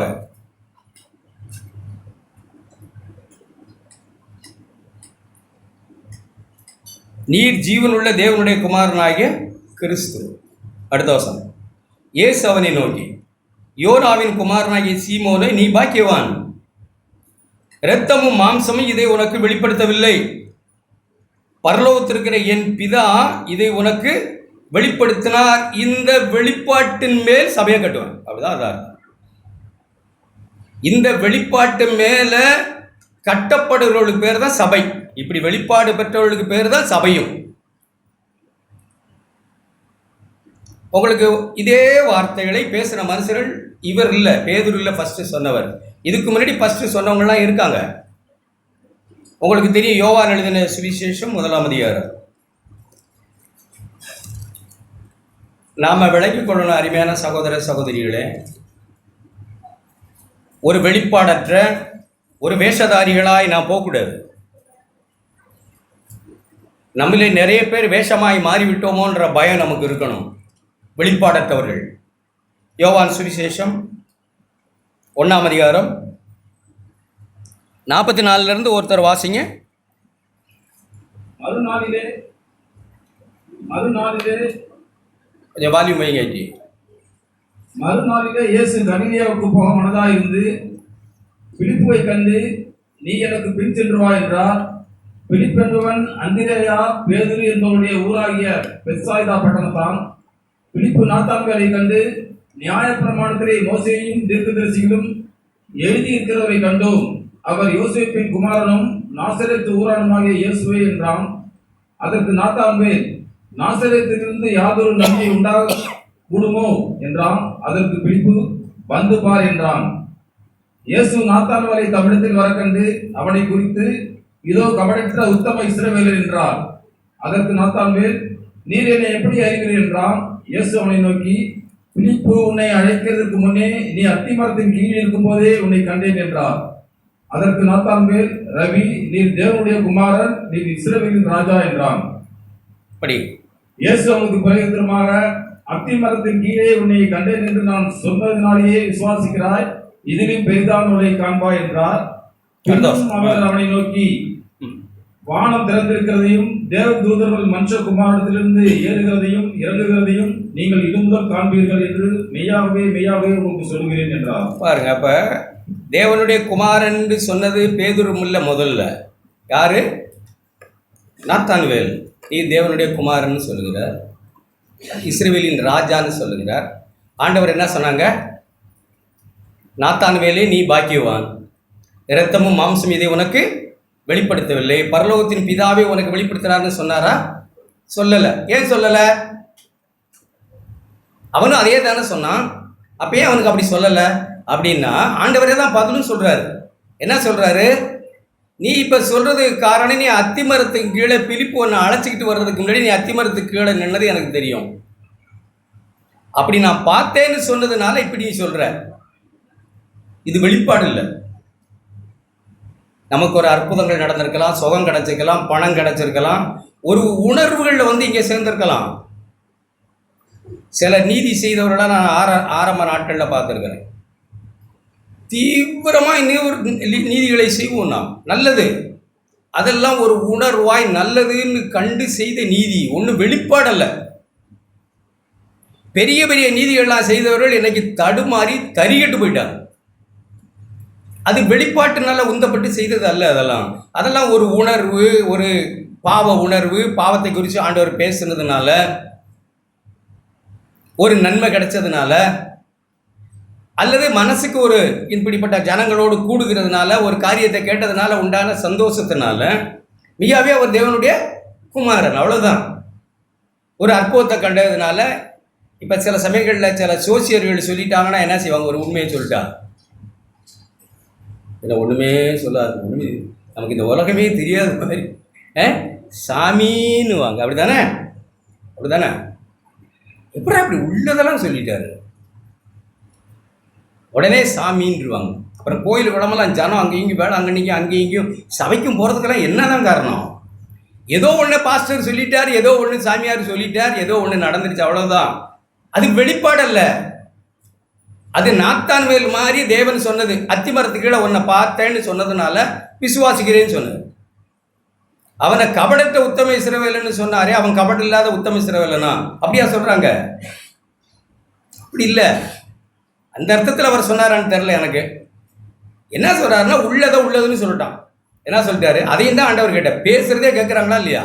அத்திமரத்தை கீழே நின்னது ஆண்டவருக்கு தெரியுது, அவன் பேசிக்கிட்டு இருக்கிறது ஆண்டவருக்கு தெரியுது, இங்கே உட்காந்துக்கிட்டு விளையாண்டுக்கிட்டு அலட்சியமாக உட்காந்துருக்கிறது ஆண்டவருக்கு தெரியுது, ஏன் இன்னைக்கு காலையில் வந்தோம்னு ஆண்டவருக்கு தெரியுது, நாம் படுகிற இந்த மெனக்கடமை பிரயாசம் இது என்னன்னு ஆண்டவருக்கு தெரியுது, வீடுகளில் 4 சோத்துக்குள்ளே உட்காந்து பேசுறது ஆண்டவருக்கு தெரியுது, எல்லாமே தெரியும்.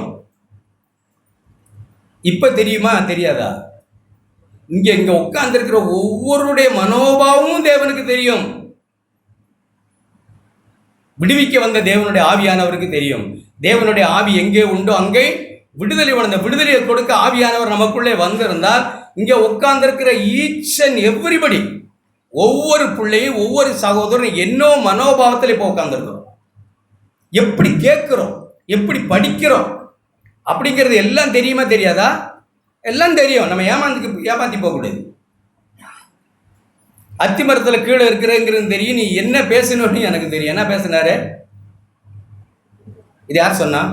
ஆண்டவரே, நாசரத்திலிருந்து ஒரு நன்மை வராதுன்னு சொல்றான், இவனையா போய் நீங்க கபடு இல்லாதவன்னு சொல்றீங்கன்னா கேட்டாங்க. இல்லையே, அவருக்கு எப்படிதான் தெரியும்? அவன் பேசிக்கிட்டு வரும்போதே அவருக்கு தெரியும். சத்தமெல்லாம் எல்லாம் கேட்டுரும். இங்கே உட்காந்து நான் அப்படிதான் விசுவாசிக்கிறேன். எல்லாம் தேவனுக்கு தெரியும். அப்படி சொல்லும் போது நீ அப்ப உள்ளதுன்னு சொல்லிட்ட. அது நாசரேத்தூர், இயேசு பிறந்ததுக்குன்னு ஆஹா, அந்த ஊர்ல இருந்து எப்படி அப்படியெல்லாம் வீணா புகழலை. தப்புனா தப்பு இல்லை, அது வழக்க பழமொழி. அதை சொல்றது கூட அவன் தயங்கலை, சட்டுன்னு சொல்றான் பாரு, அதான் கபடு இல்லாத வாழ்க்கை. நீ கபடற்றவன் சொல்ற, அப்படியே உள்ளதுன்னு சொல்றான் பாருங்க, அதான் கபடற்ற வாழ்வு. அவன் என்ன இப்ப தேவனுடைய குமாரன்னு சொல்றான்? என்னத்தினால? ஒரு காரியத்தை கண்டதை. இங்கே உட்கார்ந்து இருக்கிறவங்க எனக்கு தெரியல, பிரதர் பேசிட்டு இருக்கும்போது நான் அப்படி தான் கேட்டேன், எத்தனை பேர், இன்னும் நான் சொல்கிறேன் சொல்லிட்டு தான் போகிறேன், எத்தனை பேர் தேவனுடைய சபை? நம்ம போவோம், அப்படி போயிட்டு பார்ப்போம், நம்ம தேவனுடைய சபையாக இருக்கணும்ல. நானும் அப்படியே ஏமாந்துடுறது, என்னையும் நான் ஏமாற்றிக்கிட்டு எல்லாத்தையுமா நான் ஏமாந்தா போயிடுறது. அப்படியெல்லாம் போகக்கூடாது, போக முடியாது. ஆண்டவர் அப்படி செய்யலை. ஸோ தேவனுடைய சபையார் ஒரு வெளிப்பாடு பெற்றிருக்கேன் நான். இந்த வெளிப்பாடு என்னை எப்படி மாற்றி? இவன் வெளிப்பாடு பெறல, இன்னொரு ஆளை பாரு. அதே யோவான் சுவிசேஷம் 4ஆம் அதிகாரம். கடந்த நாட்களை கூட நம்ம வாசித்தோம். நம்ம அதை கேர் எடுத்து பொறுப்பாக வாசித்தாச்சு.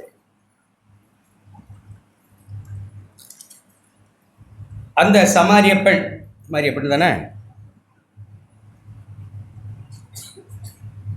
அவள்கிட்ட போய் ஆண்டவர் பேசுகிறாங்க. அவளும் நிறைய பேசுகிறான். பேசுகிற பிறகு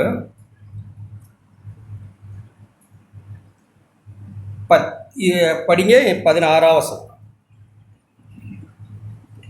இயேசு அவளை நோக்கி, நீ போய் உன் புருஷனை இங்கே அழைத்துக் கொண்டு வா என்றார். எல்லாம் பேசிக்கிட்டே இருக்கிறாங்க, நடுவில் ஒரு வார்த்தையை விட்டுட்டாரு.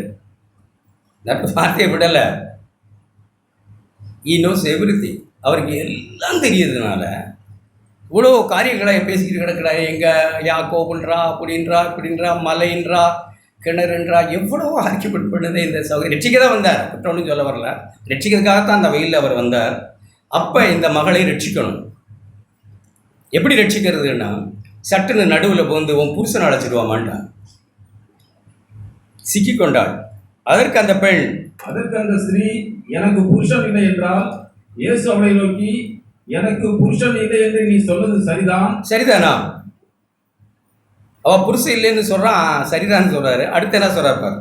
எப்படி எனில் 5 புருஷர் உனக்கு இருந்தார்கள், இப்பொழுது உனக்கு இருக்கிறவன் உனக்கு புருஷன் அல்ல, இதை உள்ளபடி சொன்னாய் என்றார். அப்ப ஒரு விஷயத்தை, பாவத்தை உணர்த்துறாங்க ஆண்டவர். ஒரு விஷயத்தை குறித்து ஒரு கன்விக்ஷன் கொடுக்குறான், ஒரு தெளிவு கொடுக்குறாங்க பாவத்தை குறித்து. அந்த தெளிவு அடைஞ்ச உடனே அவன் என்ன சொல்ற? அடுத்த வசனம், அப்பொழுது அந்த ஸ்திரீ அவரை நோக்கி, ஆண்டவரே, நீ தீர்க்கதரிசி என்று காண்கிறேன். இது வெளிப்பாடா? இல்ல, வெளிப்பாடு இல்ல. சொல்லுங்க, இது வெளிப்பாடா? இல்ல. என்ன சொன்னாரு? அவளுடைய பாவம், அவளுடைய பிரச்சனைகளை ஆண்டவர் சொல்லிட்டா. அதனால இப்ப சொல்றா. சபையில் ஆண்டவரே தேவனேன்னு சொல்றமே என்னத்தினால? சும்மா எல்லாரும் சொல்றாங்களே என்னவா? ஒரு வெளிப்பாடும் இல்லாமல் நாம ஏதோ அது கிடைச்சிது, இது கிடைச்சிது, காரு கிடைச்சிது, வீடு கிடைச்சிது, வேலை கிடைச்சிது, கல்யாணம் பண்ணணும், சுகம் கிடைச்சிது, இது மாதிரி சின்ன சின்ன அற்புதங்கள், அழிஞ்சு போகிற அற்புதங்கள் கிடைச்சதுனால ஆண்டவர் சொல்லிட்டு இருக்கோமா? அல்லது ஒரு வெளிப்பாடா? இவளுக்கு அது வெளிப்பாட்டுனாலே அந்த தீர்க்க தரிசின்னு சொல்றாளா? இல்ல. அங்க நாத்தானுவேல் வெளிப்பாடாது இல்ல. இப்ப 16ஆம் அதிகாரத்தில் ஆண்டவர் சொல்கிறத பாருங்க. மத்தேயு 16ஆம் அதிகாரம்.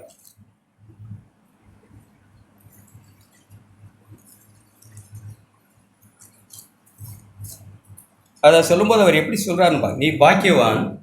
எத்தனை வசனம்? 27, 17. நீ பாக்கியவான்.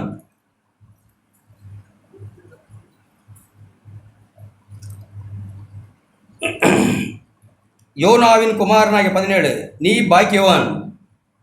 யார் பாக்கியவானா மாறுறா பாருங்க. என்ன சொல்றாரு பாரு. இரத்தமும் மாம்சமும் இதை உனக்கு வெளிப்படுத்தவில்லை. என்ன ரத்தம் அப்படின்னு சொல்றாங்க? அதுதான் நம்முடைய அனுபவம், நம்முடைய படிப்பு, நம்முடைய பரம்பரை, நம்முடைய பாரம்பரியம். சண்டே கிளாஸில் படித்தது, சின்ன வயசுலேயே பக்தியாய் வளர்ந்தது. சின்ன வயசுலேயே பிறக்கும் போதே நல்ல குணசாலிகளாக சில பிள்ளைகள் பிறக்கும். சில ஆளுகளை ரொம்ப பார்த்தீங்கன்னா ரொம்ப நேர்த்தியாக இருப்பாங்க. சில மதங்களில் பார்த்தா கோவப்படாத மனுஷர்களாக இருக்கிறாங்க. புறமதஸ்தரே அவங்களாம் சாட்சிகளை கேட்டால் நான் கோவப்பட்டு பார்த்ததே இல்லைன்னு தான் சொல்லுவாங்க. அதண்டு பேசவே தெரியாது. சில பிள்ளைகளை நம்ம சபையில் பார்த்துருக்கீங்களா? துடுக்கா இருக்கும், சிலது அப்படியே கம்முன்னு இருக்கும்,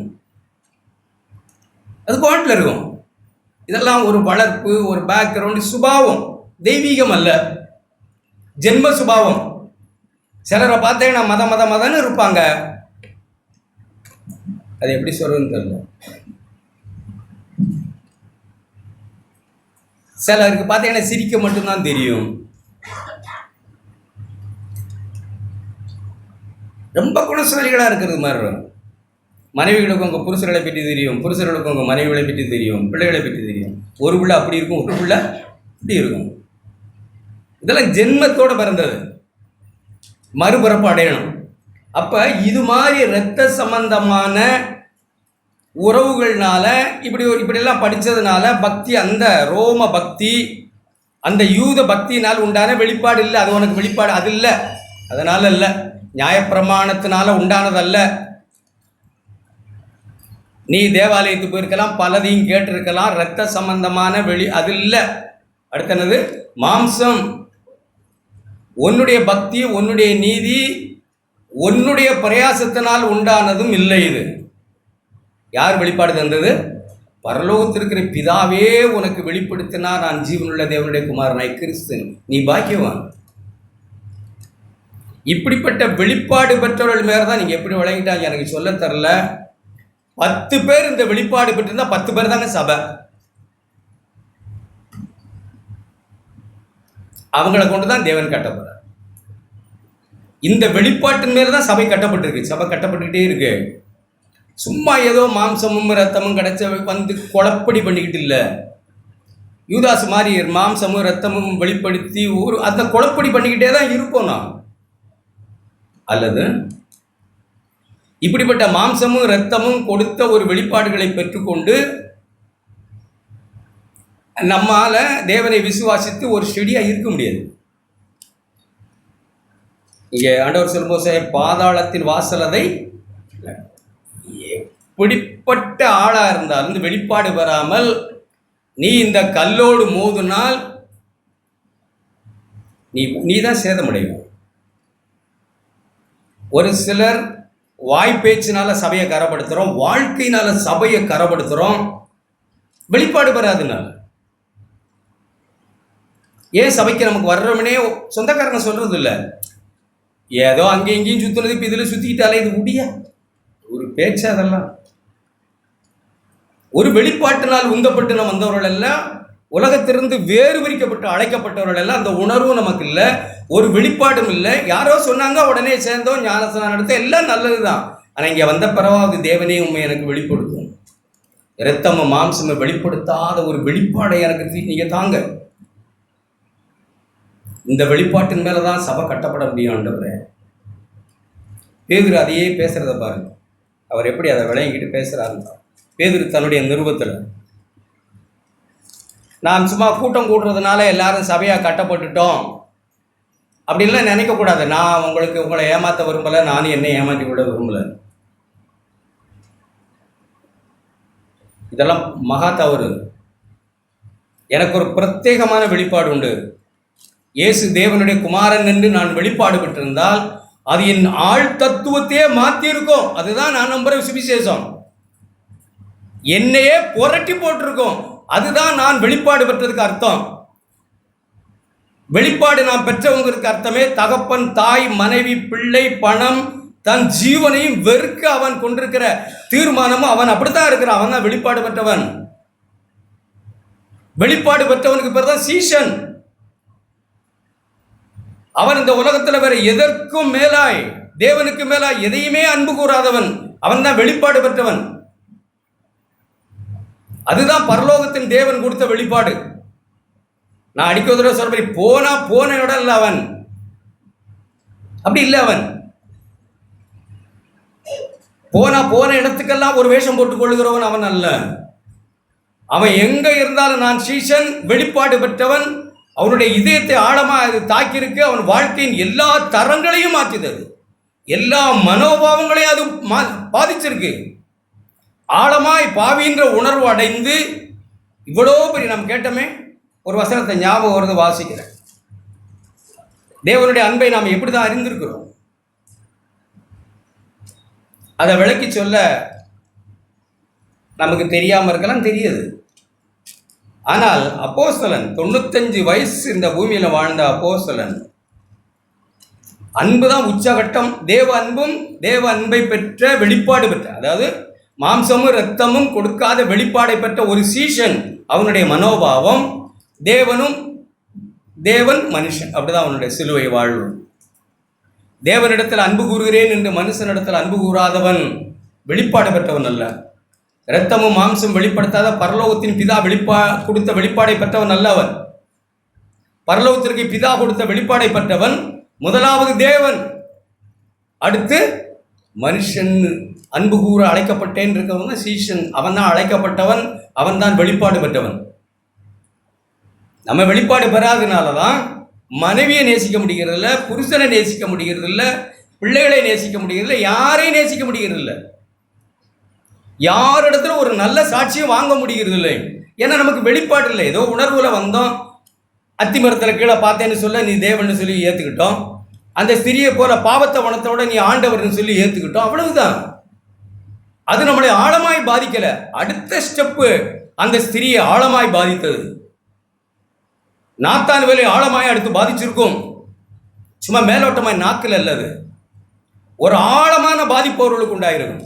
ஒரு வாழ்க்கையவே புரட்டி இருக்கும். எவ்வளவு பெரிய பாவி, எவ்வளவு பெரிய நேசம் கொண்ட கர்த்தர். அவளுக்கு தேவ அன்பை கொஞ்சம் புரிஞ்சிருக்கும், சும்மா சொற்பம். என்ன சொல்கிறாங்க பாருங்க, 15 வசனம் 4:15. இயேசுவானவர் தேவனுடைய குமாரன் என்று அறிக்கை பண்ணுகிறவன் எவனோ அவனில் தேவன் நிலைத்திருக்கிறார். சும்மா அறிக்கை பண்ணுறதில்லை, சும்மா வந்து நான் விசுவாசிக்கிறேன்னு ஏதோ ஞானஸ்நானம் பெற்றுட்டோங்கிறதால இல்லை. தயவு செய்து அதெல்லாம் விட்டுடுங்க. அன்பா அவங்கள வேண்டிக் கொள்ளுகிறேன். இதெல்லாம் இல்லை, எடுத்திருக்கலாம், எல்லாமே ரைட், நான் இல்லைன்னு சொல்லலை. ஆனால் இப்போ ஃப்ரெஷ்ஷாக ஒரு வெளிப்பாடு நமக்கு வேணும். அப்போ ஒரு வெளிப்பாட்டில் ஏதோ உணர்ச்சி வசத்தில் கட்டாயத்தில் எதையோ எடுத்திருக்கலாம்.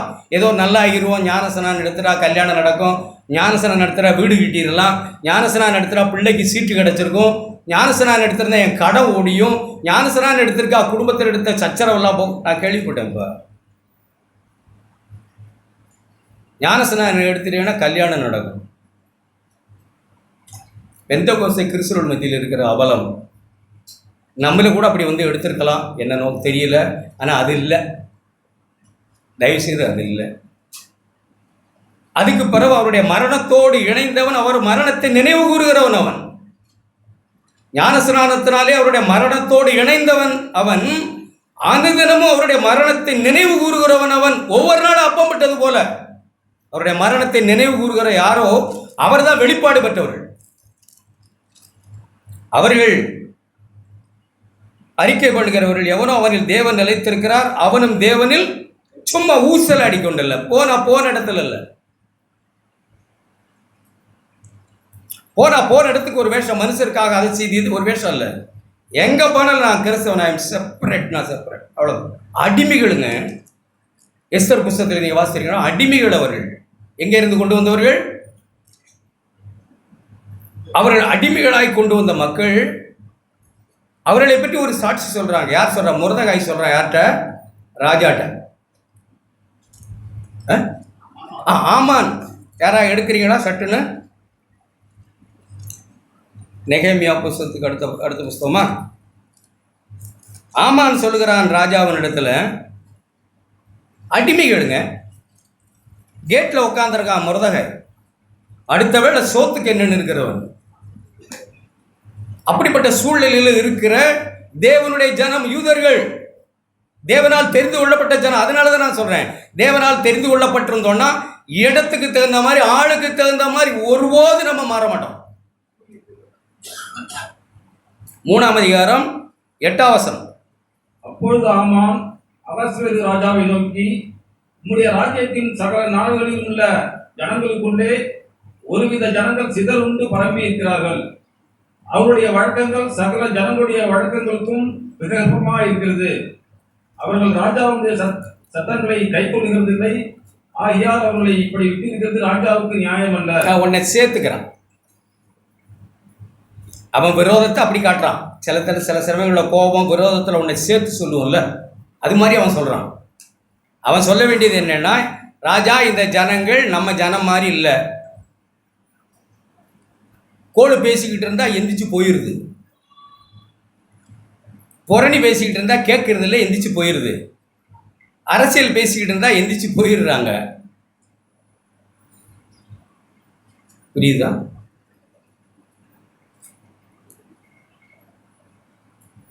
பணம் பாவம்னா அந்த ஜனங்கள் அதில் உடன்படுகிறது இல்லை, விகற்பமாக இருக்காங்க. இதை நமஸ்கரிக்கணும்னா அதெல்லாம் நமஸ்கரிக்கிறது இல்லை. தேவன் தான் இருக்கிறாங்க. ரொம்ப வித்தியாசமாக இருக்கா அவங்க பேச்சு, பழக்க வழக்க. எப்படி அன்பாக இருக்காங்க, எப்படி இறக்கமாக இருக்காங்க, எப்படிப்பட்ட ஜனங்களாக இருக்காங்க. தெய்வம் தெய்வம் தெய்வம் தெய்வம், ஆண்டவர் ஆண்டவர், என்னை மீட்டவர் மீட்டவர் மீட்டவர், எனக்காக தம் ஜீவனை தந்து. எப்போ பார்த்தாலும் பாவியாக இருந்த ஆண்டவர் என்னை ரட்சித்தார், என்னை மீட்டார், எனக்கு கிருபை செய்தார், நரகாக்கரையில். எப்போ பார்த்தாலும் இயேசு ஆண்டவர், அவருடைய மீட்பு, அவர் கொடுத்த ரட்சிப்பு, எப்போ பார்த்தாலும் பாவ மன்னிப்பு, பரலோகம், இதை குறித்தே பேசுகிற ஒரு கூட்டம். அது ரொம்ப வித்தியாசமாக இருக்குது. நான் ஏதாவது போனால் அந்த அவன் பேர் என்ன, முருதகாய், அவர் பாட்டில் உட்காந்து எல்லாரும் எனக்கு good morning sir good morning சார்னு இருக்கான். இந்த முருதகாய் பேசாமல் கீழே குனிஞ்சிட்டு, கர்த்தாவே உங்களுக்கு ஸ்தோத்திரம், பரிசுத்த நாமம் வாழ்த்தப்படுவதாக, உங்களுடைய திருநாமம் வாழ்க, உங்களுடைய ராஜ்யம் வருவதாக அவன் சொல்லிக்கிட்டே என்னை ஏற்று கூட பார்க்கறதில்ல. வழி போயலாம். அப்படிதான் ஆரம்பிக்குது அவனுக்கு பொறாமை. இந்த ஜனத்தை அழிக்கணும். அதை அவன் சொல்கிற செய்தி என்னன்னா, அவங்க விகற்பமாக இருக்குது ராஜா, வித்தியாசமான ஜனங்கள், அவர்கள் வேறு விரிக்கப்பட்டவர்கள், ஜாதியுடனே கலவாதவர்கள், அவர்கள் மாறுபாடுள்ள சந்ததியை விட்டு பிரிந்தவர்கள். ஒரு விரோதத்தை ஒன்று பேசுகிறான். ராஜாவின் கட்டளை அவர்கள் மதிக்கிறது இல்லை, அது அவனுடைய விரோதம். இது நடந்தது, அழிக்கணும்னு சொன்னது நடந்தது, நடக்காது. ஏன்னா அவர்கள் வெளிப்பாடு பெற்றவர்கள், சும்மா வாய்க்கும் கைக்கும் கர்த்தாவே கர்த்தாவே என்று சொல்கிற ஜனங்கள் அல்ல அவர்கள். அவர்கள் ஆழமான வெளிப்பாடு பெற்று வாழ்க்கை மாற்றப்பட்டவர்கள். தானியேலை எத்தனையோ குற்றம் கண்டுபிடிக்கணும் முயற்சி செய்தார்கள். தயவு செய்து இள சந்ததி சகோதர சகோதரி விளங்கிக் கொள்ளணும். தானியேலை எப்படி குற்றம் கண்டுபிடிக்கலாம்? வேற எதுலையுமே குற்றம் கூட. 9 மணிக்கு வேலைன்னா 9 மணிக்கு ஆபீசர் பார்க்குறாரு, 8:55 வந்து நிற்கிறான், ஒன்றும் கண்டுபிடிக்க முடியல. 6 மணிக்கு தான் வேலை முடியும். 5:30 மொபைலை நோண்டிக்கிட்டு இல்லை. சில ஆளை பார்த்துருக்கீங்களா நீங்கள்? உங்களுக்கு தெரியும். 5:30 மணியிலிருந்து ஃபோன் பேசுகிறதும் அது செய்கிறதும் உழப்புறதும் உங்களுக்கு கஷ்டமாக இருக்கும். நான் கேட்ட நம்ம சபையில் நான் கேட்ட செய்தியெல்லாம் உங்களுக்கு சொன்னால் எரிச்சலாக இருக்கும். சிலருக்கு எரிச்சலில் எனக்கு விரோதமாக ஜெபிக்கிறோம்லாம் பார்த்துருக்கேன். உண்மையை ஒத்துக்க முடியல. என்ன செய்யறது? உண்மையை சொன்னால் கசக்குது. சபையில் என்னத்தை பேசணும்? பாவத்தை பற்றியே பேசக்கூடாது, இப்படியே படித்து விட்டுட்டு போக வேண்டியதானே சொல்கிற ஆட்கள். ஒரு நாள் நல்லாகிறது கஷ்டம், இப்படியே படித்து விட்டுட்டு போங்க. இதை விளக்கி சொன்னால் குத்துது, குத்தணும். இருதயத்தில் குத்துண்டவர்களாய் நாங்கள் என்ன செய்யணும்னு கேட்கணும். இதை அப்படியே படிச்சு விட்டுட்டு போறது இல்லை, பாதிக்கணும், ஆழமா பாதிக்கணும் இதயத்தை. இந்த ஜனத்தை மாதிரி 9 மணிக்கடா 9 மணி, 6 மணிக்கடா 6 மணி, வேலை நேரத்தில் எதுவும் இல்லை, கொடுத்தா வாங்கினா கொடுக்கறது, கடன் படாமல் இல்லை, அத்தியாவசியத்துக்கு கடன் பட தேவை இருக்கும், வாங்கினா உடனே கொடுக்குற ஜனம். உள்ளதுன்னு இல்லைன்னு இல்லாத சொல்கிற ஜனம். தங்கள் வருமானம் எவ்வளவோ அந்த வருமானத்துக்கு தகுந்த மாதிரி வாழணும்னு தெய்வ பயம் உள்ள ஜனம். இந்த ஜனங்களைப் போல மனோபாவம் உடையவர்கள் அல்ல. அவர்கள் பெருமைக்காக, பகட்டுக்காக, மனுஷருடைய மகிமைக்காக எதையெல்லாமோ செய்கிறவர்கள். ஆனால் இந்த ஜனமோ ஜனங்களை விட்டு பிரிந்தவர்கள், வேறு பிரிந்தவர்கள். அந்த மனோபாவம் இவர்களுக்கு இல்லை. யாரோ பக்கத்து வீட்டில் பாயாசம் செய்கிறாங்கன்னா எல்லாம் இங்கே என்னமோ ஒன்று செய்கிறது இல்லை. அவர்கள் இல்லைன்னா பரவாயில்ல, குடிக்கிறது கூட இருந்தாலும் பரவாயில்ல, சந்தோஷம், அது ஒன்றும் இல்லை. அது எதுவுமே இல்லை, ஒன்றும் பிரச்சனை இல்லை. கொப்பளிக்கிறது பன்னீராய் கொப்பளிக்கணும்னு காட்ட துடிக்கிற மனசு. தேவனே இப்படிப்பட்ட மனோபாவம் வேறு பிடிக்கப்பட்ட ஜனோட தான் சொல்கிறேன். இவர்கள் ஜாதியுடனே எப்படி சொல்ற, நம்முடைய ஜனங்களுடைய வழக்க விகற்பமாக இருக்கு. விகற்பம்னு என்ன? ரொம்ப அட்டி பூட்டியாக இருக்குது, வித்தியாசமாக இருக்குது. அவனுக்கு அப்படின்னு இருக்கான். யாரு? ஆமான். சகிக்கலை. இவங்களை பார்த்தாலே அவனுக்கு பயமாக இருக்கு. அவங்க பக்தியை பார்த்தா, சிலருடைய பக்தியை பார்த்தா பயமாக இருக்கும். அதுக்காக மண்ணா எடுப்போம் கையில் எரிய. நாள் செலவா யாருன்னு? சவுல். தாவீதோடு கர்த்தர் இருக்கிறதை சவுல் கண்டு என்ன எழுதியிருக்கு? பயந்தான். பயந்தவன் சும்மா இருந்தான் நினைக்கிறீங்க? எத்தனையோ இடத்துல எழுதியிருக்கு. தாவீதோடு கர்த்தர் இருக்கிறதை சவுல் கண்டு பயந்தான். பயந்தான் எழுதுறது. அப்புறம் என்ன எடுத்தான்? ஈட்டி. சில சமயங்களில் நாம் ஜாதியுடனே கலவாமல் பொறாமைகள், போட்டிகள் வேலை ஸ்தலங்களில் எங்கு உண்டாகும், தெருவில் வரும். என்னடா சம்பாதிக்கிறது இவ்வளவுதான், என்ன சந்தோஷம், பயங்கர எரிச்சலாக இருக்கும். சிலருக்கு சந்தோஷமாக இருக்கும். எப்படி இவங்களால எப்படி இருக்க முடியுது? நம்ம தெருவில் தான் பிள்ளையோட வளர்க்குறாங்க, இவ்வளவு நல்ல வழக்கு, இது என்னமெல்லாமோ நம்மளால பேசிக்கிட்டு அலைகிறான். அது பாரு எப்படி. இதை எப்படி என்ன செய்யணும்? கரப்படுத்தணும். இது எப்படி என்ன செய்யணும்? கெடுக்கணும். ஆமானுக்கு அப்படிப்பட்ட ஒரு ஆவி. இவ்வளவு கர்ப்பமா, இவ்வளவு நேர்த்தியாய் வாழுகிற இந்த ஜனங்களை வாழ விடலாமா? வாழ விடுவார். அல்லேலூயா. வாழ விடுவார் நம்முடைய ஆண்டவர். நீடித்த வாழ்நாளாய் நிலைத்திருப்பாய். அப்படிப்பட்ட பிள்ளைகள் ஜாதிகளுடனே மனோபாவம் மற்றும் பணத்துக்கு எதுக்கும் ஜாதிகளைப் போல, உலக மக்களைப் போல ஒரு மனோபாவம் நமக்கு இருக்கக்கூடாது. அப்படியெல்லாம் மனம் வருது, போய் அதில் போய் விழுந்து இதில் போய் விழுந்து எந்திக்க முடியாத இடத்துல போய் விழுந்து ஆழமாக காலை விட்டு சேத்துல போய் மீண்டு வரவே முடியாத நிலைக்கெல்லாம் நாம் போய் விடுகிறோம். ஏன்னா நம்முடைய வாழ்க்கை விகற்பமாக இல்லை. நம்முடைய வாழ்க்கை மாறுபாடு உள்ள இந்த சந்ததியை விட்டு பிரிந்து இல்லை. எல்லாமே உலக மனோபாவம். அது காண்டாமிருகத்துக்கு ஒத்த பலன் இருக்க முடியாது. கர்த்தர் அப்படிப்பட்ட மனுஷரோடு இருக்க முடியாது. நண்பர்கள் இருக்கலாம், ஆஃபீஸில் நண்பர்கள் இருக்கலாம். போன இடத்துக்கு நாம் பச்சோந்தி மாதிரி அந்தந்த இடத்துக்கு ஒட்டிக்கிட்டோம்னா நமக்கு நண்பர்கள் உருவாகலாம். சொந்த பந்தங்கள் போனால் அப்படியே போயிடுது. நீங்கள் எதுவும் தப்பாக விளைங்க வேணாம்.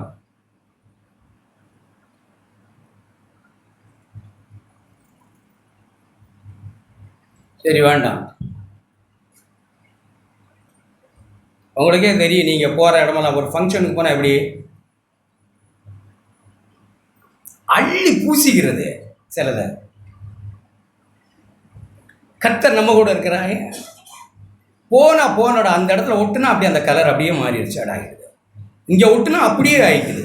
நண்பர்களை பார்த்தா அப்படியே, அவிசுவாசியை பார்த்தா அப்படியே, கொஞ்சம் பணத்தை பார்த்தா அப்படியே, கொஞ்சம் பணம் உள்ளவங்களை பார்த்தா அப்படியே. சீசன் அப்படி இல்லை, அவன் வெளிப்பாடு பெற்றவன். ஆண்டவர் கொடுத்த இந்த நாளுக்காய் நானும் ஆண்டவருக்கு நன்றி செலுத்துகிறேன். மெய்யாகவே நாம் வெளிப்பாடு பெற்ற ஜனங்களாக இருந்தால் நம்மளோட வாழ்க்கை மெய்யாகவே மாற்றப்பட்டிருக்கும். வெளிப்பாடு இல்லாமல் நாம் எதை கேட்டாலும் நமக்கு அது விளங்காது.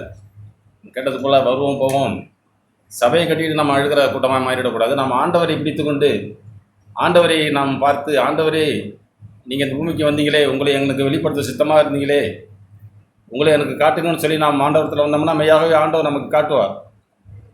நாம் அநேக காரியங்களை ஆண்டவரத்தில் நாம் வந்து கற்றுக்கொள்ள விரும்பணும். மெய்யாகவே நம்ம கற்றுக்கிட்டோம்னா நாம தான் சீஷர்கள். நமக்கு ஒன்றும் தெரியாட்டி கூட பரவாயில்ல, ஆண்டவரே எனக்கு உங்களுடைய சுபாவங்களையும் உங்களுடைய செய்திகளையும் காட்டுங்க, கற்றுக்கொள்ள விரும்புகிறேன், எனக்கு உதவி செய்யுங்கன்னு சொல்லி தாழ்மையாக நம்ம போனோம்னா நமக்கு தேவன் தம்மை வெளிப்படுத்துவார்.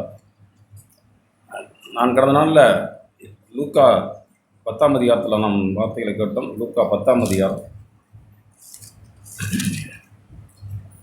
அங்கே ஆண்டவர் 2 பேராக போய் சீஷர்களுக்கு அவர் காரியங்களை சொல்லி, நீங்கள் போய் 10ஆம் அதிகாரம் கர்த்தர் 95ஆம் பக்கம் 10ஆம் அதிகாரம். இவைகளுக்கு பின்பு கர்த்தர் வேறு 70 பேரை நியமித்து தாம் போகும் சகல பட்டணங்களுக்கும் இடங்களுக்கும் அவர்களை தமக்கு முன்னே 2 பேராக அனுப்பினார். சீஷர்களை அனுப்பினார். அவங்க போய் அநேக காரியங்களை செய்து அற்புதங்களை செய்து திரும்பி வந்து ஆண்டவர்கிட்ட சொல்கிறாங்க. அந்த 70 பேரும் திரும்பி வந்து 17ஆம் அதிகாரம் 10-17ஆம் வசனம், 70 பேரும் சந்தோஷத்தோடு திரும்பி வந்து, ஆண்டவரே உம்முடைய நாமத்தினாலே பிசாசுகளும் எங்களுக்கு கீழ்ப்படுகிறது என்றார்கள். அவர்களை அவர் நோக்கி, இயேசு அவர்களை நோக்கி தாம் போக வேண்டிய இடத்துக்கு அந்த 2 சீஷர்கள் போனாங்க பாருங்க. அவங்க போயிட்டு வந்து சொல்கிறாங்க, ஆண்டவரே பிசாசுகளும் எங்களுக்கு கீழ்ப்படுகிறது அப்படின்னோடனே ஆண்டவர் அவர்களை பார்த்து சொல்கிறாங்க, சாத்தான் மின்னலை போல வானத்திலிருந்து விழுகிறது கண்டேன். இதோ சர்ப்பங்களையும் தேள்களையும் மிதிக்கவும் சத்துருடைய சகல வல்லமையை மேற்கொள்ளவும் உங்களுக்கு அதிகாரம் கொடுக்கிறேன், ஒன்றும் உங்களை சேதப்படுத்த மாட்டாது. ஓகே, நீங்கள் போயிட்டு வந்தீங்க பாருங்கள், உங்களுக்கு எதாங்க அடுத்த கிஃப்ட்டு, போய் பயப்படாமல் பூமியில் வாழுங்க அப்படின்னு சொல்லி ஆண்டவர் உங்களுக்கு ஆசீர்வாதத்தை கொடுத்து அனுப்பியிருக்கணும். அதுதான் சரி. அது தொடர்ந்து நம்ம அடுத்த படித்தோம்னா அப்படின்னு சொல்லிட்டு படுத்த மாட்டாது. ஆகிலும் 20ஆம் வசனம், ஆகிலும் இன்னொன்று விசேஷமாக அவர் சொல்ல வராருங்க. ஆகிலும் ஆவியல் உங்களுக்கு கீழ்ப்படுகிறதாக நீங்கள் சந்தோஷப்படாமல் உங்கள் நாமங்கள் பரலோகத்திலே எழுதியிருக்கிறதாக சந்தோஷப்படுங்கள். நம்ம ஏதோ நமக்கு அது நடக்குது இது நடக்குது, நான் பிசாசு சொன்னால் ஜெபம் பண்ணா பிசாசு கீழ்ப்படுகிறாங்கிறதெல்லாம் ஒன்றும் இல்லை. அது ஆண்டவர் கொடுக்குற வரம் காரியங்கள், அது வேறு. ஆனால் ஆண்டவர் அதை குறித்து இங்கே சொல்லிட்டா, அதெல்லாம் ஒன்றும் இல்லைப்பா, உங்கள் நாமங்கள் என்னுடைய பெயர் பரலோகத்திலே ஜீவ புருஷத்திலே எழுதப்பட்டிருக்கிறது, அதை குறித்து சந்தோஷப்படு. புருஷனாகிய அருணாச்சலமே, மனைவியாகிய மலர்கொடியே, உன்னுடைய புருஷனும் மனைவி உங்கள் பேர் பரலோகத்திலே ஜீவ புருஷத்தில் எழுதியிருக்கு, அதுக்கு நீங்கள் சந்தோஷப்படுறீங்களா? நாம் இப்படிலாம் ஆண்டவரத்தில் கேட்கணுங்க. ஆண்டவரே, நல்ல சபையில் நல்ல குடும்பமாக என்னை நம்பி வந்தீங்களே, என்னை நம்பி நீங்கள் இறங்கி வந்தீங்களே, எனக்காக நீங்கள் பிதாவினிடத்தில் நீங்கள் அனுபவிக்கிற பாடுகளை ஏற்றுக்கொண்டு கீழே இறங்கி வந்தீங்களே, ஆண்டவரே நான் என்னோடய வாழ்க்கையை நீங்கள் நம்ப பண்ணுங்கிற விதமாக வாழ உதவி செய்யுங்க. நம்ம இருதயத்தை நம்ப பண்ணணுங்க. நம்ம நம்ப மாட்டேங்கிறோம், ஏமாற்றுக்காரர்களாய் மாறுகிறோம். நான் சொல்லலைங்க, வேதம் சொல்லுது. அதை மாத்திரம் நான் சொல்லிடுறேன். 2 ராஜாக்கள் புத்தகம் 17ஆம் அதிகாரம், 2 ராஜாக்கள் 17ஆம் அதிகாரம். நிறைய காரியங்கள் அதுக்கு இருக்குது, நீங்கள் வீட்டில் போய் படித்து பாருங்கள். அங்கே ஒரு ராஜாவை குறித்து காரியங்கள் நம்ம படிக்கலாம். 17ஆம் அதிகாரம் ஓசையாங்கிற ராஜா காரியங்கள் பண்ணி அதை படிச்சிங்கன்னா வீட்டில் போய் படித்து பாருங்கள். 7ஆம் வசனம் 17:7. எகிப்தின் ராஜாவுடைய பார்வோனுடைய கையில் கீழிருந்து தங்களை எகிப்து தேசத்தில் வரப்பண்ணின தங்கள் தேவனாய கர்த்தருக்கு விரோதமாக இஸ்ரவேல் புத்திரர் பாவம் செய்து அந்நிய தேவர்களுக்கு பயந்து நடந்து. 8ஆம் வசனம், கர்த்தர் இஸ்ரவேல் புத்திரருக்கு முன்பாக துரத்தின ஜாதிகளின் வழிபாடுகளிலும் இஸ்ரவேல் ராஜாக்களின் வழிபாடுகளிலும் நடந்து கொண்டிருந்தார்கள். செய்யத்தகாத காரியங்களில் இஸ்ரவேல் புத்திரர் தங்கள் தேவனாய கர்த்தருக்கு விரோதமாக ரகசியத்திலே செய்ததுமன்றி. அங்கே ஆண்டவர் சொன்ன காரியங்கள் எதுவுமே அந்த இஸ்ரவேல் ஜனங்கள் செய்யுங்க, ரகசியத்திலே செய்ததுமன்றி அநேக தவற பண்ணுறாங்க. 12ஆம் வசனம், இப்படி செய்யத்தகாது என்று கர்த்தர் தங்களுக்கு சொல்லி இருந்தும் இப்படிலாம் வாழாதீங்க, இப்படிலாம் செய்யாதீங்க, அந்த விக்கிரகத்தை நம்பாதீங்க, உங்களை நம்பாதீங்க, ஆண்டவரை நம்புங்கன்னு சொல்லியிருந்தும் அவங்க பொல்லாத வழிகளை விட்டு திரும்பவே இல்லைங்க. நீங்கள் உங்கள் பொல்லாத வழிகளை விட்டு திரும்பி நான் சொன்னபடி காரியங்களை செய்யுங்க அப்படிங்கிறாரு. எச்சரித்தே கொண்டிருந்தும் 14ஆம் வசனம், அவர்கள் செவி கொடாமல் தங்கள் தேவனாய கர்த்தர் மேல் விசுவாசியாமல் போய் கடின கழுத்துக்கள் தங்கள் பிதாக்களைப் போல தங்கள் கழுத்தை கடினப்படுத்தி இப்படி வாழ்ந்த அந்த இஸ்ரவேல் ஜனங்களைப் போல நாம் வாழக்கூடாதுங்க. அவங்க அதுக்கு 17ஆம் வசனம் 17:17 தங்கள் குமாரரையும் தங்கள் குமாரத்தையும் தீக்கடக்க பண்ணி குறி கேட்டு அவிசுவாசப்பட்டு கர்த்தருக்கு கோபம் உண்டாக அவர் பார்வைக்கு பொல்லாப்பான காரியத்தை செய்கிறதுக்கு தங்களை விற்று போட்டார்கள். சபைக்கு வந்து ஞாயிற்றுக்கிழமை மாத்தான் நான் சபையில் சீசன், திங்கக்கிழமை வந்து சனிக்கிழமைக்கு நான் உலகத்துக்கு என்னை விற்று போட்டுடுறேன். ஆண்டவரே என்னை கேட்ட போல உலக வழக்கத்தின்படி நான் வாழக்கூடாது ஆண்டவரே, விகற்பமாய் வித்தியாசமாய். நான் வண்டியில் வரவங்க இப்படி தான் யோசிச்சுட்டு வந்துருந்தேன். ஆண்டவரே பரபரப்பாக 7:30 மணிக்கு ஒரு மீட்டிங் ஆரம்பித்து 9க்குலாம் முடிக்கிறாங்க, 9க்கு ஆரம்பித்து 11:30, 11:30லேருந்து 1:30 பரபரப்பாக கிறிஸ்துவ உலகம் ஓடிக்கிட்டு இருக்கு. நான் என்ன விசேஷம்? நான் வண்டி எடுத்துகிட்டு கிளம்பி போகிறேன், நான் என்ன விசேஷம்? நீ விசேஷித்தவன் தேவனே, நீர் என்னோடு கூட வருவதால் அல்லவோ நீங்கள் எங்கள் கூட இருக்கீங்க ஆண்டவரே. நாங்கள் விசேஷித்த ஜனங்கள், நாங்கள் உலகம் மாதிரி வாழ விரும்பல ஆண்டவரே. நான் மாறுபாடு விழுந்து சந்ததி விட்டு விலகி நான் வாழல ஆண்டவரே, வாழ விரும்பல ஆண்டவரே. இப்படியெல்லாம் நம்ம இதயத்தில் ஆழமாக நாம் முடிவு எடுக்கணுங்க, நம்பணும். ஆண்டவருக்குன்னு வாழ்ந்த ஜனங்களை ஆண்டவர் ஒருபொழுதும் வெட்கப்படுத்த மாட்டார். இவ்விதமாய் சீரை பெற்ற நாம் பாக்கியவதிகள் பாக்கியவான்கள். இப்படி இல்லாட்டி நம்ம ரகசியமாக செய்கிறது யாருக்குமே தெரியாதுங்கிறது தான் தெரியும், ஆண்டவருக்கு தெரியும். அத்தி மரத்தின் கீழே இருக்கும் போதே கண்ட ஒன்று ஆண்டவருக்கு தெரியாதா? எல்லாம் தெரியுங்க ஆண்டவருக்கு. உங்களையும் என்னையும் தேவன் நம்மை சுத்திகரித்து கொண்டு நாம் தெய்வத்தோடு வாழ அழைச்சிருக்கிறாரு. நாம் இந்த காரியங்களில் நாம் மனம் திரும்பினோம். ஆண்டவரே, நான் சபைக்கு தெரியாது, மூப்பர்களுக்கு தெரியாது, பக்கத்து வீட்டுக்கார கூட நம்ம செய்கிறது தெரியாதுங்க. வேஷம் போட்டு நம்ம எல்லாம் செஞ்சிடலாம். அதில் அந்த சம்பவங்களை வீட்டில் படித்து பாருங்க. இப்படி அது செஞ்ச பிறகு அவங்களுக்கு தேவன் ஒரு காரியங்களை அனுமதிக்கிறாரு. சிங்கங்கள் வந்து அவங்களை கடிச்சு போடுது 25. அதுக்கு பிறகு அந்த ராஜா பயப்படுறாரு, இன்னும் இந்த ஜனங்களை சிங்கம் கடிச்சு போடுதுன்னொன்னே அங்கே போய் சொல்கிறாங்க 27. அதற்கு அசிரிய ராஜா, நீங்கள் அங்கேருந்து கொண்டு வந்த ஆசாரியர்கள் ஒருவனை அங்கே போய் அழைச்சிட்டு வாங்க, அங்கே குடியிருக்கிற ஜனங்களுக்கு அந்த தேசத்து தேவனுடைய காரியங்களை போதிப்பான் அப்படிங்கிறாங்க. அவர் வந்து போதிக்கிறாரு. அப்படியே அவர்கள் சமாரியாவிலிருந்து கொண்டு போயிருந்த ஆசாரியர்கள் ஒருவன் வந்து இப்படி குடியிருந்த ஜனங்களுக்கு கர்த்தருக்கு பயந்து நடக்க வேண்டிய விதத்தை அவருக்கு போதித்தான். கேட்டாங்க. அதுக்கு பிறகு பார்த்தீங்கன்னா அவங்க படித்து பாருங்க, வீட்டில் போய் நேரம் இல்லை. 33 அப்படியே கர்த்தருக்கு பயந்தும் தாங்கள் விட்டு வந்த ஜாதிகளுடைய முறைமையின்படியும் தங்கள் தேவர்களை சேவித்தும் வந்தார்கள். அதில் 36 இந்நாள் வரைக்கும் அவர்கள் தங்கள் முந்தின முறைமையின்படியே செய்து வருகிறார்கள்.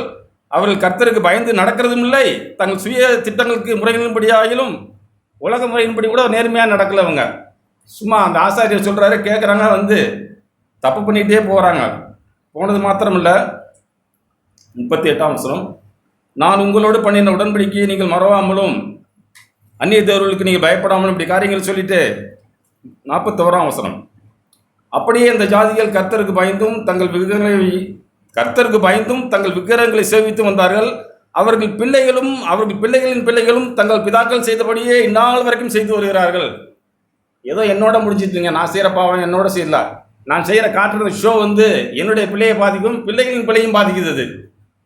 நாம் இப்படி ஆண்டவரை கற்றுக்கொள்ளவே கூடாது. ஆண்டவரே, நான் உண்மை கண்டுபிடிச்சிருந்தேன் ஆண்டவரே, உண்மை நான் பார்த்துருந்தேன் ஆண்டவரே. ஒரு மனுஷன் நான் உங்களுக்கு காட்டுறேங்க. நமக்கு எவ்வளோ வேதம் தெரியுது, வேத அறிவு இருக்குது, பைபிள் இருக்குது, நமக்கு வசதி வாய்ப்புகள் இருக்குது, சபை இருக்குது, சத்தியம் சொல்லுற ஆசாரியர்கள் நமக்கு இருக்கிறாங்க. வாழ வழி தெரியலையே ஆண்டவரே. இந்த நல்ல வாழ்க்கையை வாழ கற்றுக் கொடுக்குற ஒரு இடம் இருக்குது ஆண்டவரே. இங்கே வந்து நான் கற்றுக்கிட்டு போய் அதை அப்படியே நான் அப்ளை பண்ண தெரியலையே. சும்மா மனசும் மாம்சம் விரும்படி வாழ்கிறேனே. ஆண்டவர்கிட்ட கற்றுக்கொண்ட ஒரு மனுஷனை காட்டி நான் முடிச்சிடுறேன். லூக்கா 18ஆம் அதிகாரம்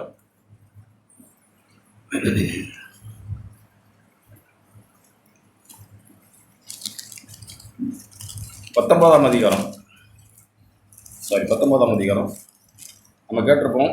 19ஆம் அதிகாரம் 111ஆம் பக்கம். இயேசு எரிகோவில் பிரவேசித்து அதன் வழியாய் நடந்து போகையில், இயேசு எங்கே வராரு?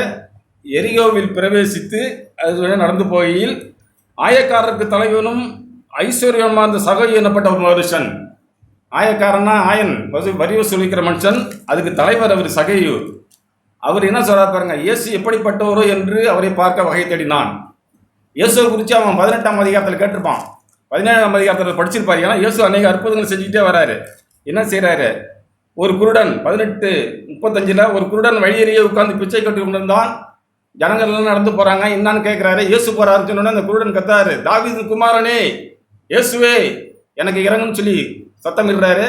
உடனே ஆண்டவர் அவனுக்கு அற்புதம் செய்கிறாரு. இதெல்லாம் அந்த சகையை கேள்விப்படுறாரு, கேட்டிருக்கிறாரு. சரி, இப்படி அற்புதங்கள் செய்கிற ஒரு மனுஷனை நம்ம பார்க்கணுமே, அவர் இயேசுங்கிறாங்க, அவர் யார், எப்படி பார்க்கணும்னு சொல்லிட்டு, அவர் எப்படி பார்க்க முடியும்னா எல்லாரையும் விட அவன் குள்ளமான மனுஷன், அதனால ஆண்டவரை நிமிர்ந்து பார்க்க முடியாதுன்னு சொல்லிட்டு இயேசு எப்படிப்பட்டவரோ என்று அவரை பார்க்க வகை தேடினான். ஒரு வகை தேடுறாருங்க. அவன் குள்ளமான அப்படி இல்லை, ஜனக்கூட்டத்தில் அவரை காணக்கூடாமல் அவர் போகும் வழியிலே முன்னாக ஓடி ஆண்டவரை பார்க்க ஒரு மனுஷனோட ஆர்வத்தை பாருங்க. அவன் அவிஸ்வாசி, ஆண்டவரை முன்ன பின்ன தெரியாத ஆள் கிடையாது. 25-30 வருஷம் சபைக்கு போன மனுஷன் கிடையாது. இயேசுவை பார்க்கணுமே எல்லாருக்கும் இது அற்புதம் செய்கிறாரு.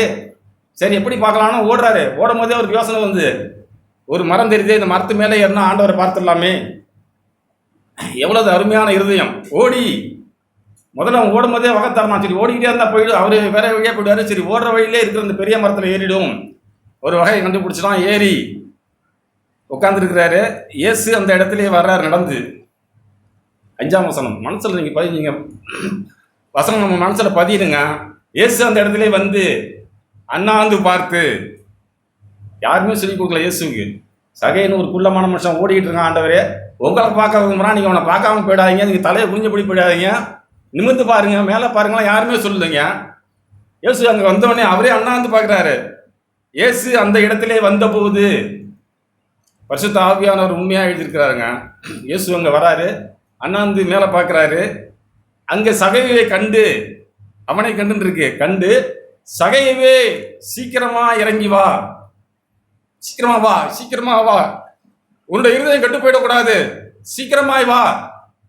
ஆண்டவரே, நீங்க என்ன அப்படி கூப்பிடுங்க ஆண்டவரே, சீக்கிரமா என்ன வந்துடுறேன் ஆண்டவரு, உங்களிடத்துல சீக்கிரமா வந்துடுறேன். 25 வருஷமா ஏமாத்துற ஆளா இருக்கிறான் ஆண்டவரு, ரகசியத்திலே பாவம் செய்யறான்.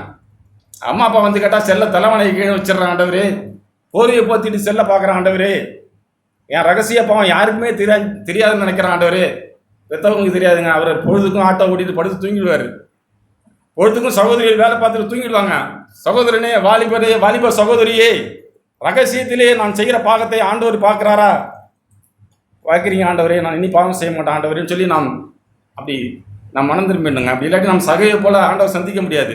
அண்ணாந்து பார்த்து, ஆண்டவர் சகையை இறங்கி வா, ஸ்தோத்திரம், உன்னை மறந்தாண்டா இருக்கணும், நீ தான் சீசன், ஓ மேலே தான் சபையை கட்டப்போறன்னு சொல்லிட்டீங்க. அவர் ஆண்டவர் கடற்கடந்து வந்தவொடனே அவன் அண்ணாந்து இறங்கி வா என்றார். நான் உன் வீட்டிலே தங்க வேண்டும் ஆண்டவரே, என்னுடைய வீட்டிலே தங்க நான் என்ன லாய்க்கு ஆண்டவரே, அக்கிரமக்காரன் பாவி, என் வீட்டில் தங்க போறீங்களா?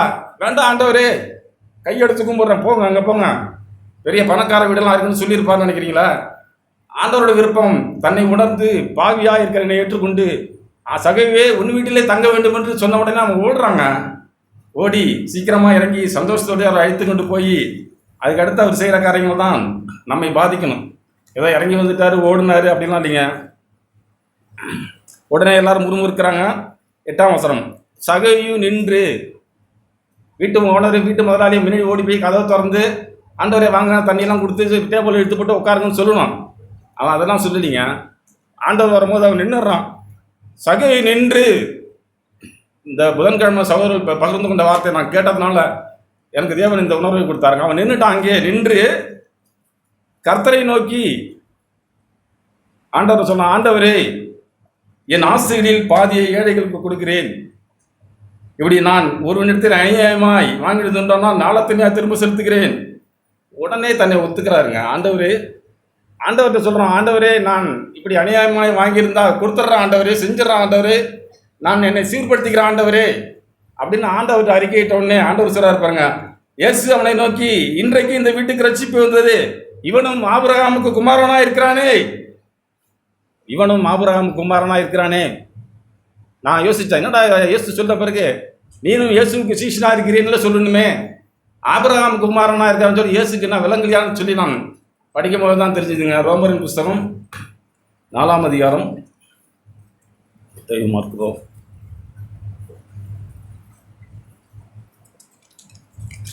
அதில் அவர்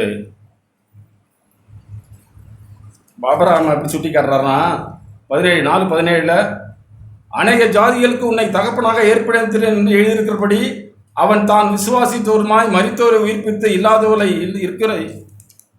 இருக்கிறவர்களைப் போல அழைக்கிறோமாக தேவனுக்கு முன்பாக நமக்கெல்லாம் தகப்பனானான். இப்படி சொல்லிட்டு அவன் நம்பிக்கையோடு விசுவாசித்தான், அவன் விசுவாசத்திலே பலவீனமாக இருக்கவில்லை. இப்படி நம்பிக்கையோடு அவனை சொல்றான், ஆண்டவரே நீனும் ஆபிரகாமுக்கு குமாரனா இருக்கிறியே, விசுவாசித்து என்னை ஏற்றுக்கொண்டியே, நம்பிக்கையாக ஏற்றுக்கொண்டியே, ஆண்டவரே உங்கள் வீட்டில் நான் தங்கணும் சகோதரி வாங்குறாரு. இப்படி அவன் ஆபிரகாமுடைய விசுவாசத்தை பெற்ற அந்த சகோதரி போல, ஆண்டவரே என்னோட வாழ்க்கையை நீங்கள் மாற்றி போட வல்லவராக இருக்கிறீர் ஆண்டவரே, இதோ நான் வந்தேன் போனேன், ஏதோ எனக்கு தெரியுது அப்படிலாம் இல்லை ஆண்டவரே, என்னுடைய பிரச்சனைகள் என்னுடைய காரியங்கள் யாருக்குமே தெரியாமல் நார்னா கூட பரவாயில்லைங்க. இயேசு கல்லறை எடுத்து வந்து கல் எடுத்து போடுங்கிறாங்க. எடுத்து போட்ட பிறகு அந்த அம்மா சொல்கிறாங்க, சகோதரி மாதிரி மார்த்தால், நாருமே ஆண்டவருக்கு தெரியாத நாருன்னு 4 நாள் செத்து போன மனுஷனுக்கு எல்லாருக்குமே தெரியுமே. நம்ம நினச்சிட்ருக்கோம் அது நாரும் இது நாரும், எதுவுமே நாராதுங்க. ஆண்டவர் எல்லாவற்றையும் மாற்ற வல்லவராக இருக்கிறார். ஆபிரகாமின் விசுவாசத்தை போல் ஆண்டவரே என்னுடைய சூழ்நிலையை மாற்றிப்பட நீர் வல்லவராக இருக்கிறீர். எனக்கு வேணுமோ அது நாத்தமாகவும் அசிங்கமாகவும் தப்பாகவும் இருக்கும் ஆண்டவரே, என்னை மாற்றிப்பட உமாலே ஆகும். ஒரே ஒரு வார்த்தை சொல்லுங்க ஆண்டவரே, நான் சுகமாயிடுறேன் அப்படின்னு சொல்லி நம்ம இருதயத்தை ஆண்டவருக்கு முன்பாய் திறந்து காட்டிடணும். நாருது ஏமாத்துறது வேலை அதெல்லாம் கூட ரகசியத்தில் நாம் ஒன்றுமே நடக்கக்கூடாது. ஆண்டவரே நான் நேர்மையாக நடக்க விரும்புகிறேன், எனக்கு உதவி செய்யுங்க. உங்களுடைய வார்த்தையில நம்பிடுறேன் ஆண்டவரே, நம்பி போயிடுறேன். அந்த சமாரியர் பட்டணத்தில் இயேசு உலக ரட்சகர்னு சொல்லி அந்த ஜனங்கள் அவருக்கு பேர் சொல்கிறாங்க. யோவான் சொல்கிறாரு, இதோ பாவத்தை சுமக்க தேவ ஆட்டுக்குட்டிங்கிறாரு. ஆனால் அது இயேசுவே அறியாத அந்த சமாரியர் கிராமத்தில் உள்ள ஜனங்கள்லாம், இவர் உலகத்தை மீட்டு ரட்சிக்க வந்த உலக ரட்சகர், ஏதோ பெரிய தீர்க்கதரிசிகள்லாம் சொல்லவே இல்லை. சாதாரண கிராமத்தில் உள்ள ஜனங்கள் இயேசுவை பார்த்து தங்களுடைய அக்கிரமத்தை உணர்த்தின அந்த கிராமத்து மக்கள் அவரை கூப்பிட்டு 2 நாள் எங்கள் ஊரில் தங்குங்க அப்படின்னு சொல்லி ஆண்டவரை ஏற்றுக்கொண்டாங்க. அப்படி நம்முடைய வாழ்க்கையில் நம்ம ஆண்டவரை ஏற்றுக்கொள்ள நம்முடைய இருதயம் விரும்பணும். ஆண்டவரே என்னுடைய இருதயத்தில் நீங்கள் தங்குங்க ஆண்டவரே, என் வாழ்க்கை மாறணும். சும்மா நான் அலசடி பண்ணுறாளா, ஜமுக்கு பண்ணுறாளா, யாருக்கு ஜமுக்கு பண்ணி நான் என்ன செய்ய போகிறேன் ஆண்டவரே, உங்களுக்கு முன்பாக நான் ஒன்றுமே இல்லையே, உம்மோடு கூட நான் வரணுமே, உம்மோடு கூட அந்த வலது பக்கத்தில் நான் வந்து உட்காரத்துக்கு தகுதியாகணுமே ஆண்டவரே, அதுக்காக நீங்கள் எனக்கு போதிக்கிற அந்த வார்த்தைகளை கேட்குற ஆண்டவரே, நான் ஜாதிகளோட கலந்து கூப்பாடு போடக்கூடாது, நேர்மையாக நடக்கிறேன், உள்ளதை உள்ளபடி சொல்கிறேன். வைத்தியர் ஆண்டவர், நீங்கள் பரம வைத்தியர், உங்களுடைய வார்த்தையை அனுப்பி எங்களை உருவ பண்ணுகிறீர், உங்களுடைய வார்த்தைகள் எங்களுடைய வாழ்க்கையை மாற்றி விடும் ஆண்டவரே, நான் அப்படி மனம் திரும்ப விரும்புகிறேன் ஆண்டவர் சொல்லி நான் மனம் திரும்பினோம்னா மனம் திரும்புகிற பாவியில் நிமித்தம் பரலோகத்தில் சந்தோஷம் உண்டாகுங்க. பாவியிலேயே ஆண்டவர் தேடி வந்தார், ஏதோ பெரிய நீதிமான்கள் அல்ல, பாவியிலேயே ஆண்டவர் இரக்கமுள்ள ஆண்டவர், தயவுள்ள ஆண்டவர். ஆண்டவரே பாவியே எனக்காக இங்கே நீங்கள் இறங்கி வந்தீங்களே, உண்மை நான் கனம் பண்ணுறேன் ஆண்டவரே, எங்கள் வீட்டில் வந்து தங்குங்க ஆண்டவரே, எங்கள் வீட்டில் வந்து தங்க நான் என்ன செய்யணும் சொல்லுங்க அப்படின்னு சொல்லி நாம் இருதயத்தை ஆண்டவர் பட்சமாக திருப்பினா நம் இருதயங்களிலும் வீடுகளிலும் தேவன் வந்து தங்குவார்.